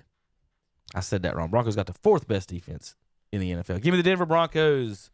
We'll go 4 across the board. All right, William. The pride of the NFC North, Chicago Bears. You shut your dirty mouth. First, wash your mouth out with soap. First place, they've got the 25th best defense in the NFL. The Packers have the 6th best defense in the NFL. Tommy, who you on this one? Will's doing some research over Bears. Tom goes Bears and Lambeau on the road. Packers 6.5-point favorites. Will, what you got in this one? Bears. All right. So y'all know this is the greatest rivalry in the NFL. I thought the Panthers and the Saints was, but I thought the Cowboys and Redskins had a good argument. They've played. They don't exist anymore. They played 108 times. Is that right? No. They played more than that. The Packers have won 108. Packers won 108 times, and the Bears have won 96. Yes. So, Packers has a substantial lead over the Bears. Got a double-digit lead over the Bears, and I think it keep rolling. So, Chip, do the Bears get number 97? That's a good argument, Terry. Your past success determines what you're going to do today. Golly, still got 4 games, guys. Yeah, let's go Bears. Give me the Bears. No, give me the Packers at home. The defense is too good for this one. I think the finger paint does not work. Rams at Cardinals. Is anybody picking Jacoby Brissett? Now, look, Rams lost last week to Little Bryce. Now Jacoby's at home. Yeah, they're gonna be. Yeah, they're gonna be ticked too. They're gonna be pissed off this week. So, and Chip, it's who a you got? divisional I got game. the Rams. Will? The Rams. Tommy. Rams. Nobody's going to take the Cardinals. I go the Rams. All right, big game. This might be an elimination game for one of these teams, boys. Texans at the Chiefs. Sunday night football. Chiefs favored by 3.5. Texans right now have jumped back in the lead of the number 1 defense after the Panthers whipped the Rams. I bragged about the Rams' number 1 defense last week. Came right out of my mouth. Texans back to number 1. They give up 16 a game last week. They give up 16 a game in the season. Rams and Chiefs. Chip, who you got? Gracious. They've got to. I mean, Chiefs and Texans. I said that wrong. They've got to make the playoffs, right? Tommy's going to look like a genius if it's come out wrong. In my southern accent, the bright lights in Kansas City. In Kansas City, Mahomes, Sunday night football. Give me the Chiefs. Will. Chiefs, Matt Holmes. Tom. Texans. I believe I can fly. In the Texans defense, and I believe in Nick Chubb, but I do not believe in an Ohio State quarterback going into Arrowhead Stadium and winning a ball game. Kansas City Chiefs for the win in this one. Texas good. Wow.